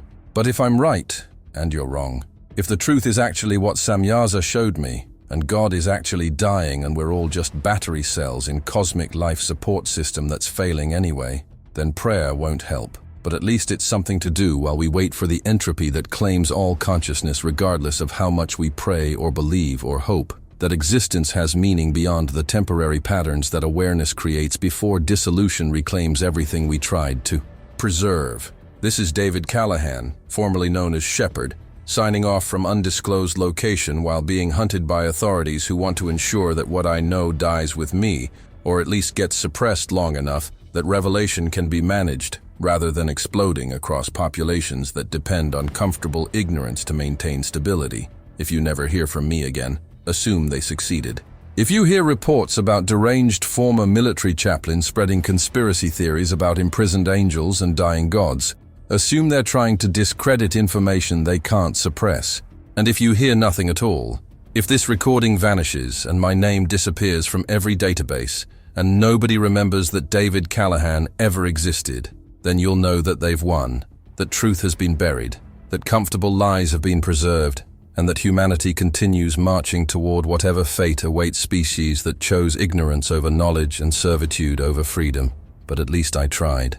At least I looked. At least I asked the questions that faith says shouldn't be asked. And if that makes me prophet, or madman, revolutionary or cautionary tale, at least I can die knowing that I chose truth over comfort. Even though truth destroyed everything I'd built my life upon and left me with nothing except terrible clarity about the nature of a universe where consciousness is temporary, meaning is constructed, gods are mortal, and prayer is the sound of hope dying slowly in the darkness, while entropy claims everything we tried to preserve. Goodbye. And if gods exist who actually care, pray for all of us.